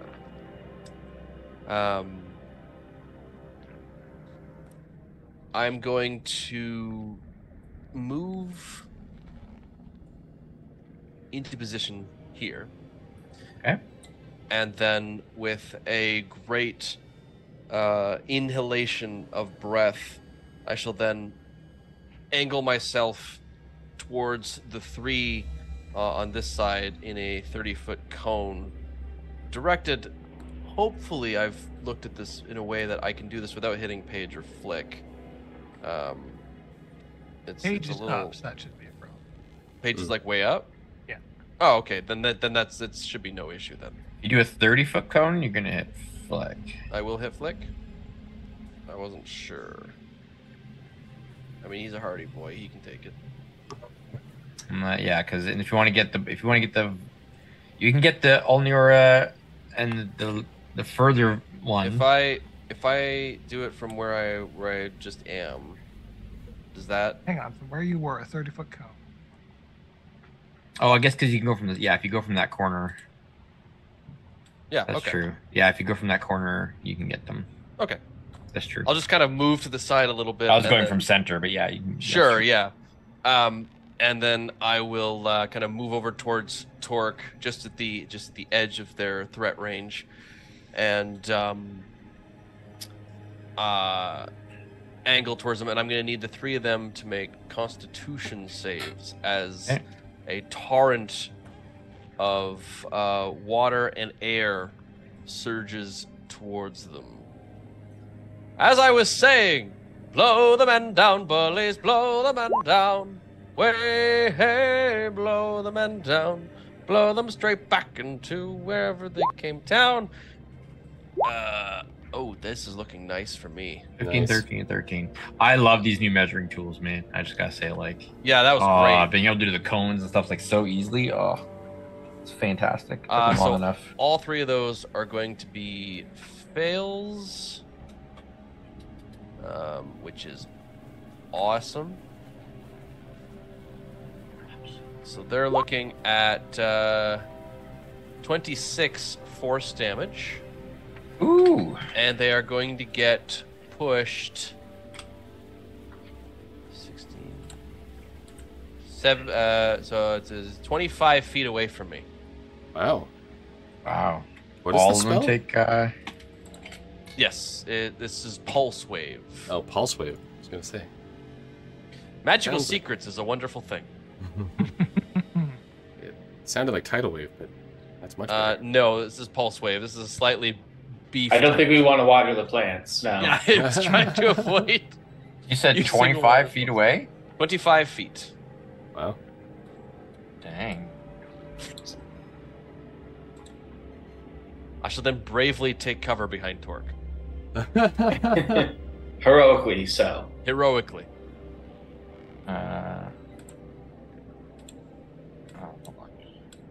Right. That's that.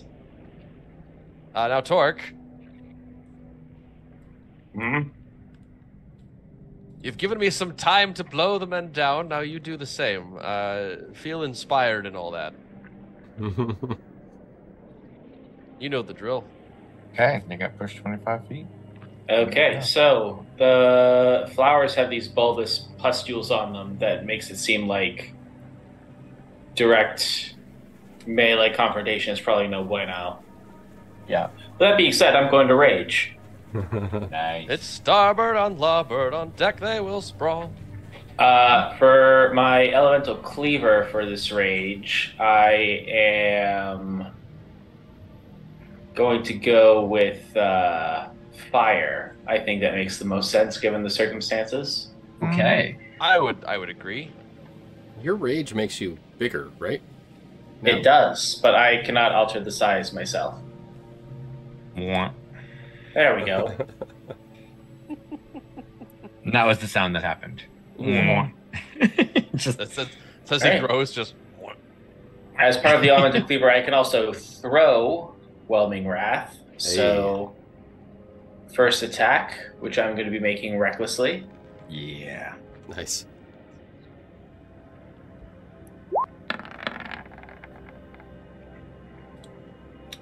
Uh, 24. Does that hit? Oh yes, yes sir. Yes. All right.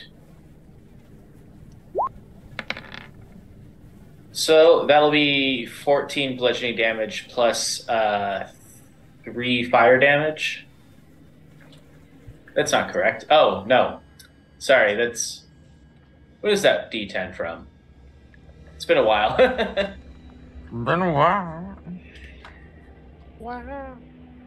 The extra D10 there? You have extra size damage, but that's not D10. Yeah. Yeah, that should not be... Not Whelming, sure that's enough. Whelming Wrath gives you extra. Oh, that's right. So that's okay. So, what'd you say? 11, 14 rage or 14 bludgeoning. Mm-hmm. And then for the elemental cleaver, that will be an additional 2 fire damage. Which will be 4. Hey. That's it. Again, it doesn't shriek. There's no sound, but you can see its flesh kind of. Well, we can certainly hurt them. So it seems vulnerable to fire, is what I'm hearing?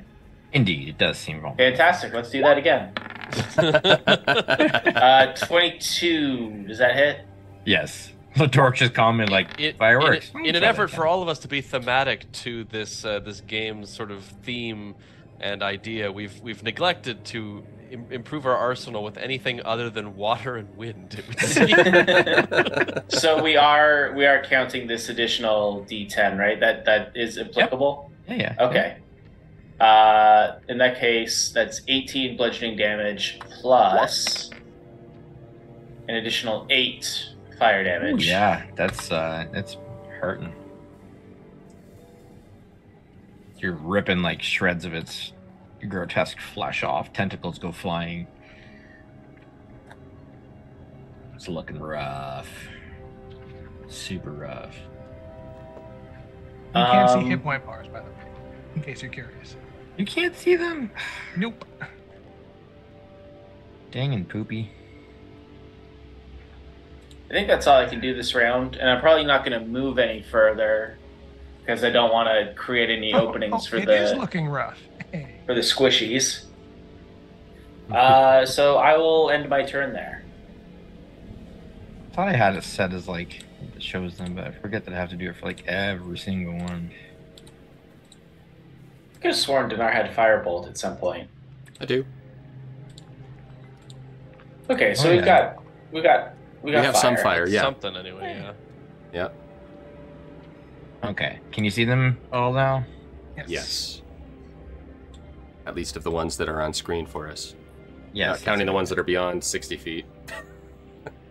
Hoping that the big trees aren't getting them for a good reason. I'm with you, Ian. I'm with you. Not going near them. I'm going to try and avoid stepping on the tiles that have the big tongues on them.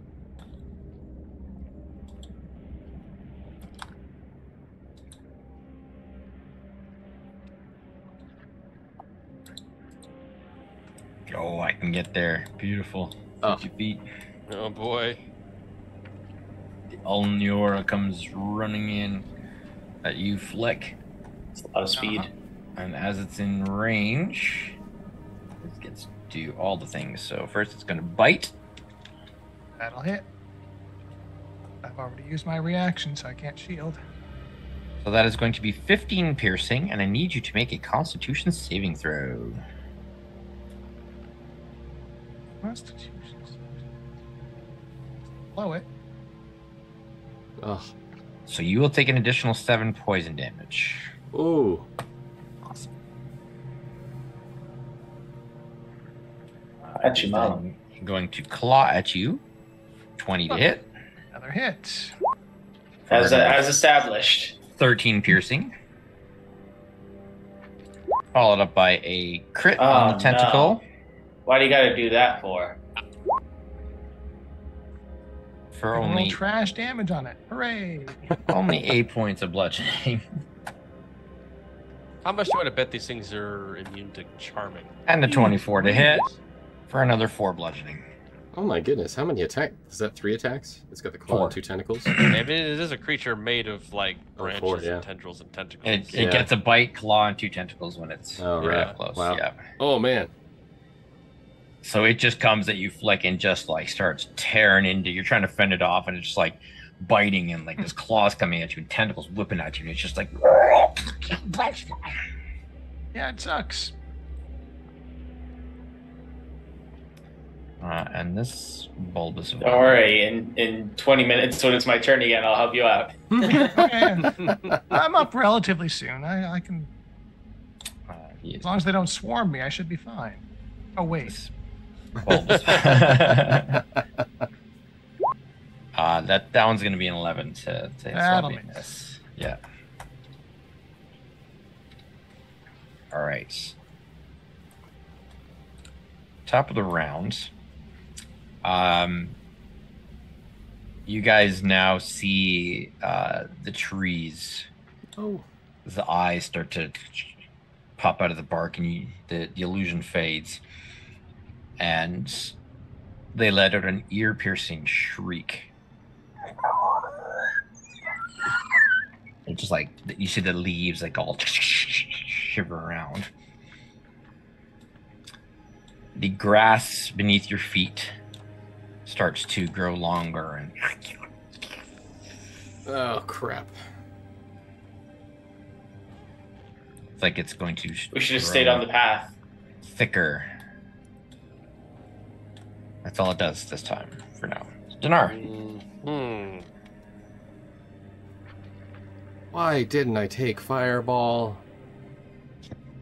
So stupid. Tidal wave instead. They've been asking that for about 5 levels, but just It's true.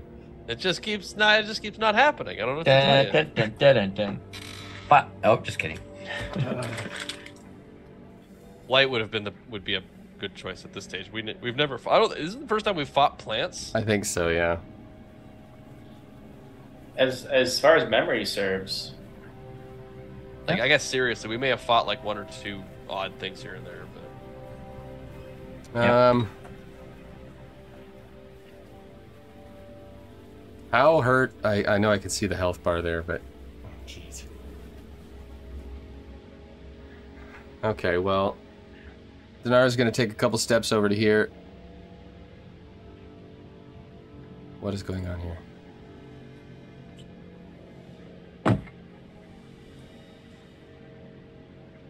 Come on, character sheet, stop being dumb. You stop being dumb.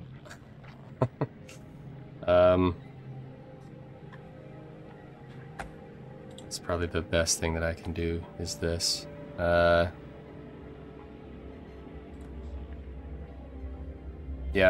We'll throw a firebolt at. Nah, screw this. I need to deal damage to multiple targets. I'm doing a 5th level magic missile. So that's 3, 4, 5, 6, 7 bolts. Or 7 missiles. I don't even have that many dice. I'm gonna throw. You can only cast as many dice as you have dice. You can't. No, that's not true. So I'm gonna throw 2 at this first guy here. So I'm just gonna roll those. Okay. So that is that's a 4 plus 2 on that target. Total? Yeah. On this guy. What did you roll? I rolled a 1 and a 3. Ugh. That's only 2 of the darts. Okay. Can each dart +1 as well? That was +1. So I rolled a total of 4 plus 2 for 6. His roll sucked. His roll sucked. I'm in disbelief. I'm gonna throw another 2 over here at this guy, the other bulbous violet that's damaged. That one's a little better, so that's a 5 plus 2, so 7. No, mistakes were made. That's 4, so I have 3 remaining. I'll throw them at the big bulbous thing that just threw over to Flick. That's 4 and 3, 7 plus 3, 10. At this one? At the one that just, launched himself into Flick. Okay. And I guess that's my turn.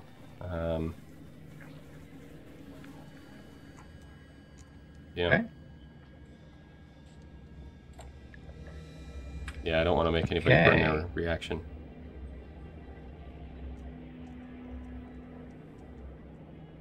Alright, so this one. Gonna move beside you, Flick. And this is being damaged pretty severely. So it's gonna go ahead and explode. What? Awesome. I need you to make a dexterity saving throw, please.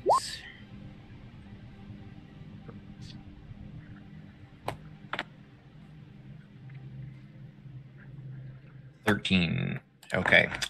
So as it sacks sort of burst as it dies, and you will take 7 points of acid damage. Ouch. Well, sucks to be melee.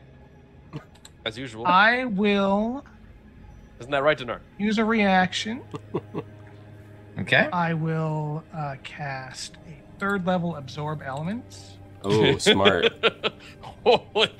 Ooh, that's an act of desperation. So I'm only taking 3 points of that damage first of all. Okay. And I've got 3d6 extra acid damage to dish out on my turn. There you That's go. amazing. Yeah. I think I am going to be healing on my next turn. That's what I'm going to be casting. All right. Jeez.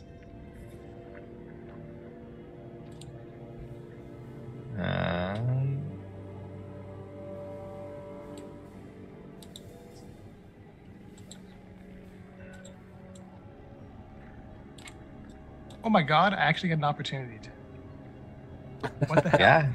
Yeah. Oh yeah, because you have a 10-foot reach. Sure do. So that's War that'll be a booming caster. blade. Heck yeah! That'll be a booming blade with my 3rd level absorb elements in there. Woo-hoo-hoo! Keep your. Oh, and I hit too. Oh yeah. I'm picturing I that know opening. Buck's turning All around. right, so I need to do the damage total though because holy shit, you have kicked the crap out of me. So, enjoy your 31 points of damage, and another Yeah. 17 if you continue moving. Well, it's not going to continue moving because you took it to negative 25 hit points. Well, So- momentum will keep Yeah. moving. It moves and it's just like. Explode. I was Well, going to Dinar, say, you see it coming at you, but the last 5 feet it's just like. I was going to Just say, I'm picturing the opening scene from Men in Black, Oh yeah, where he just bursts into blue goo, yeah, splatters all over the guy. yeah. It just kind of tumbles forward and just splat. Done. Thank you, Flick.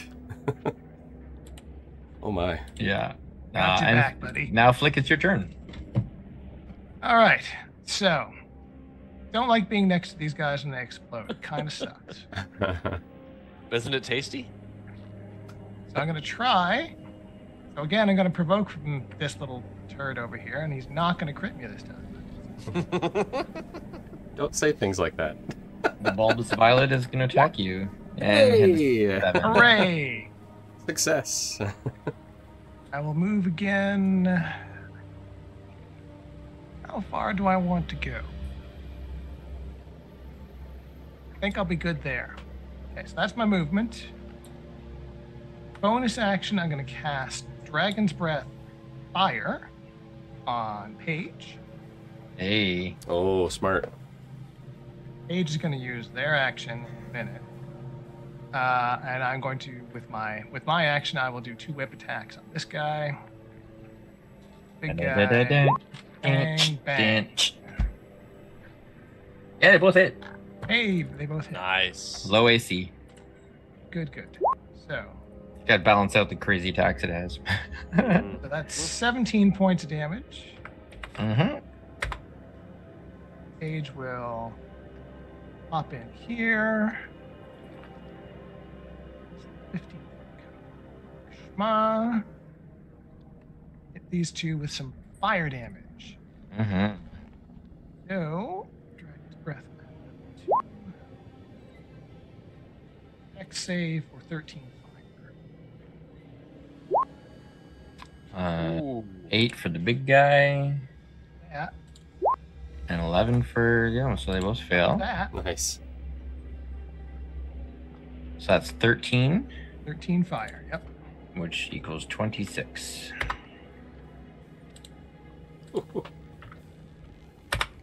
They're very vulnerable to fire, so yeah. Better. Much better. that It's hurt funny. Constant- a lot. Against a normal adventuring party, that would be a death sentence. But against us, mild inconvenience to them. All right, and that is my turn. Okay.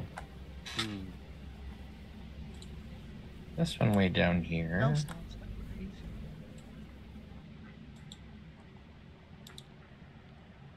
out of the fight. Still gonna kind of come closer, but a little bit more cautiously now.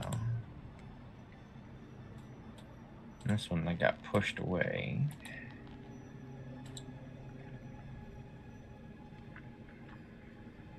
Get there. Not close enough to whip yet. So he'll stay put. Alright, Taylind. Right. This is looking a little better. Flick is not looking so good though, right? A little ragged. More than usual? Yes, even more than usual. Thorns and sap and goo just stuck into me in all the wrong places. Acid burns and yeah. Do you Torque, still enjoy this place? Does Torque's reach increase when he goes up in size? It does. My reach increases to 10 feet. So right now that Ulnoria, is that correct? Mm-hmm. Yes, that is. It is within my threatened range, or Okay. is it like I threaten it? Is what I mean.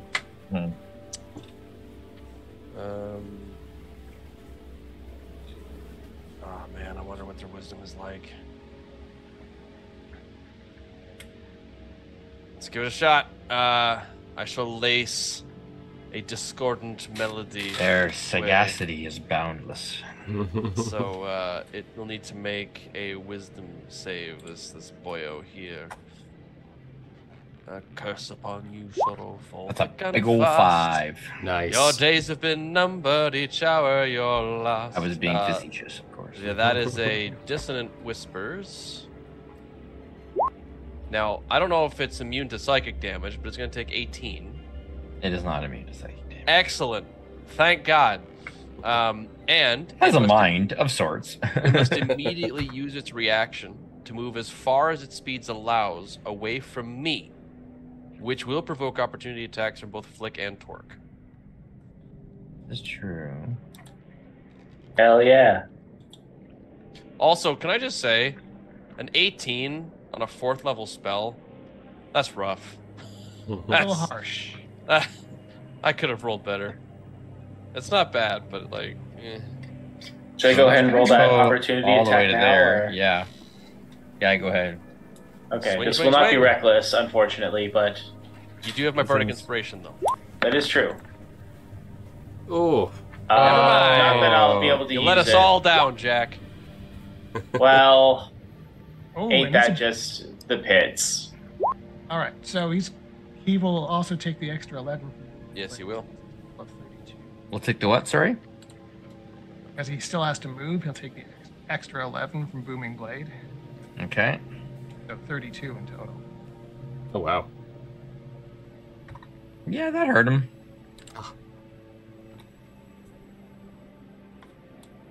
Okay. Awesome.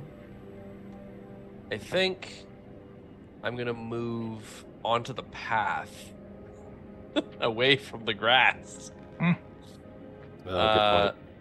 And just kind of keep myself roughly aware, but keeping Torque between the flowers and me. And hopefully Flick can withstand another onslaught, because I feel like I wanted to get that big thing out of there. I was really hoping Torque would hit it and do more fire damage, and then the combination of that and Booming Blade would finish it off. My apologies. You should feel very sorry. All right, Torque. I am up. All right.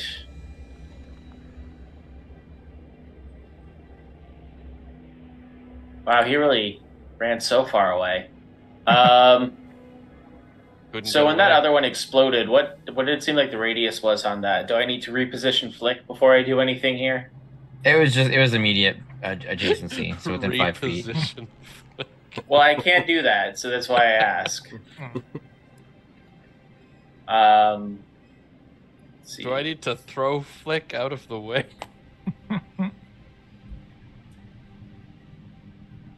Got a range of 20 feet with my Whelming Wrath, so I'll begin by making an attack against this flower here then.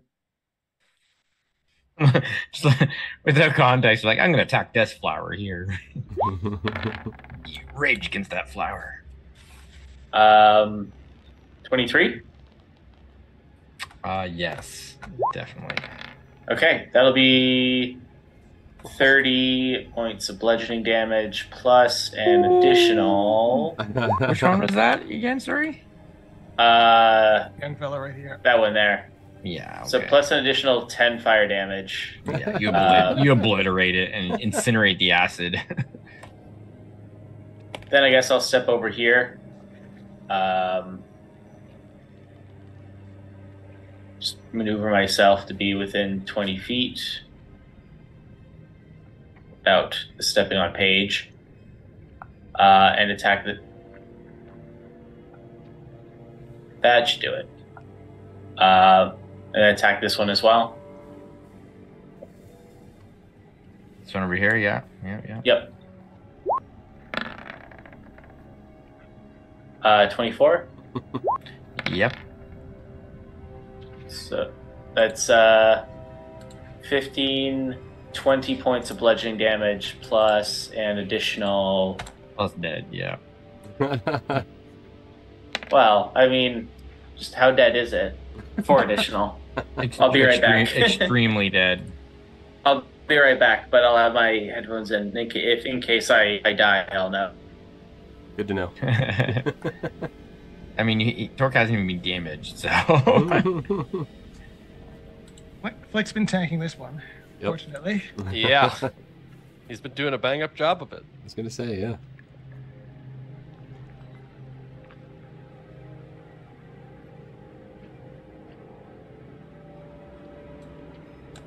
I assume that thing's just gonna run right back in. Yep. Oh. Come back a flick. Smells blood.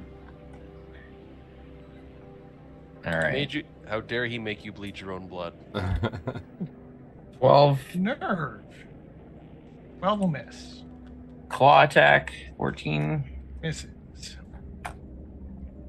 Nice. Tentacle whip. Oh, another crit. come on. Another crit. Actually, you know what? I'm gonna see if I can use my my fracture ability on that. I don't remember Spend what your chaos fracture ability dice. Spend chaos dice to absorb damage targeting an ally for an amount equaling the result rolled. is. Ooh. Okay. So it's going to be 8 bludgeoning towards Flick. So however many dice you choose to roll, that's the total that would be. They're D6s now? They're always D6s. Yep. Okay, Yeah. I'll go ahead and roll 2. Okay. Ooh. Perfect. And you rolled a Look at 6, so that. you get to roll a chaos or draw from the chaos harnessed deck as well. Exciting. Bonus. And then hover over. Oh, it just will says- tell you that. It's got a Just says- tooltip if you hover over. Does it not say anything? Oh. No, I'm seeing the back of the card, not the front of it. When you drag it? Did you drag it out? Do I drag it onto the map? Yeah. I just drew it into my hand. I clicked on the deck and then clicked draw. Oh, Is yeah, this what there I'm you meant go. to do? Yeah, your attack deals maximum damage. So your next attack will deal max damage on a non-crit. Ooh. Oh, okay. And you That's really good, actually. Yeah. Might don't be a take- bit wasted here, though. you don't take 9 damage. You take 8 because you can't take more than the total of the attack. So That's true. you absorb. Yeah. So Flick takes nothing, and you take 8 damage. You absorb I don't even have to What concentrate. type of damage was it? bludgeoning. Do I still resist that, or No, okay? because your rage doesn't come into play there. Down to 155, guys. This could be a rough one. Yeah. Brutal. And the second tentacle attack, because it's not done yet. 14. 14 might hit.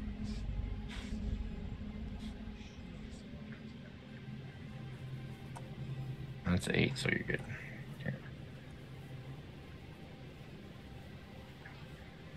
Okay, Dinar.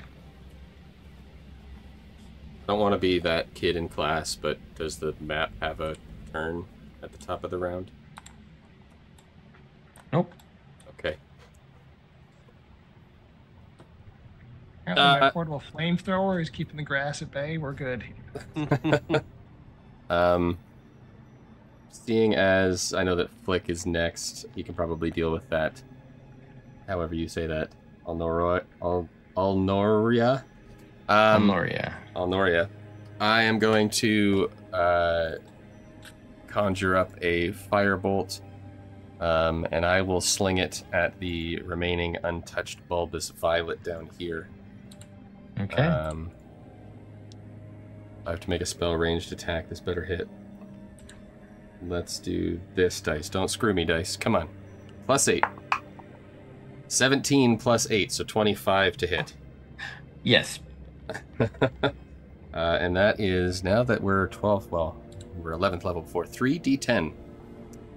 1, 2, 3d10. Come on, 3 10s. That is not amazing. So 3 and 6. 3 and 3 is 6, sorry. +4 is 10. So 10 fire damage, which I'm assuming will be 20. Yeah.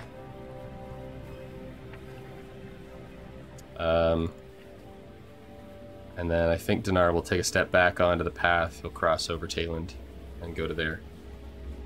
Probably a good idea. The grass is angry. Yeah, that'll be my turn. Okay, Flick. All right. Easy peasy. Paige will come over and breathe fire. Fear the flaming origami crane. Origami. Yo, Flick, your origami is fire. Oh, that is a 17, so it saves on its dex. 6 fire then. Which is still doubled because it's vulnerable, so Back 12. up to 12. I I'm gonna lose make 1. this place lit, yo. Well, I mean, you would have done 26, so. Yeah. Yeah. Okay, so with my action, I will booming blade this bad boy next to me. Oh, Nice. man. Yeah, That'll that probably is. hit. Oh, yeah. 20 points of damage. Oh, yeah. Come on. That'll do it. He's Nice. dead. Oh, yeah. Awesome. Bam. Then I will move over yonder, and with my bonus action, whap. 17. That'll hit. Whip that And plant. 8 more. Come on. That'll do it. Yes. Very nice. Taking back some of what I was given. That's all. Oh. So, you take care of the entities that have arisen from this corrupted forest to come at you. And all seems well for the moment. Okay. The trees, although they're staring at you with grotesque alien eyes, strange purple growths coming out of them, they seem to pull back for a moment and just kind of watch and wait.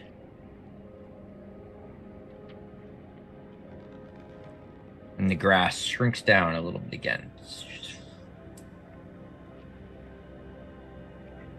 The trees don't hide again. They don't go back to their illusion, but they kind of just watch you. Just waiting. Well, while they're watching me, I'm going to second. Because, oh, baby. And that is where we are going to pause Mm-hmm. Perfect. and pick up next session as we figure out what else is going on in this corrupted, strange alien forest. So there we have it. Feeling I might know who's responsible for this. Thank you, everyone, for hanging out with us and watching. We're going to have a special announcement next session, as well as hopefully we'll have the video for our new break video up and ready to go. So you definitely want to join us next time around, but you can catch the VODs as well. So check out our Linktree, Elderbrain, and you can find links to all of our socials and all that stuff and we will catch you next time. So happy gaming, everyone. I'll see you later. Have a good night, everybody.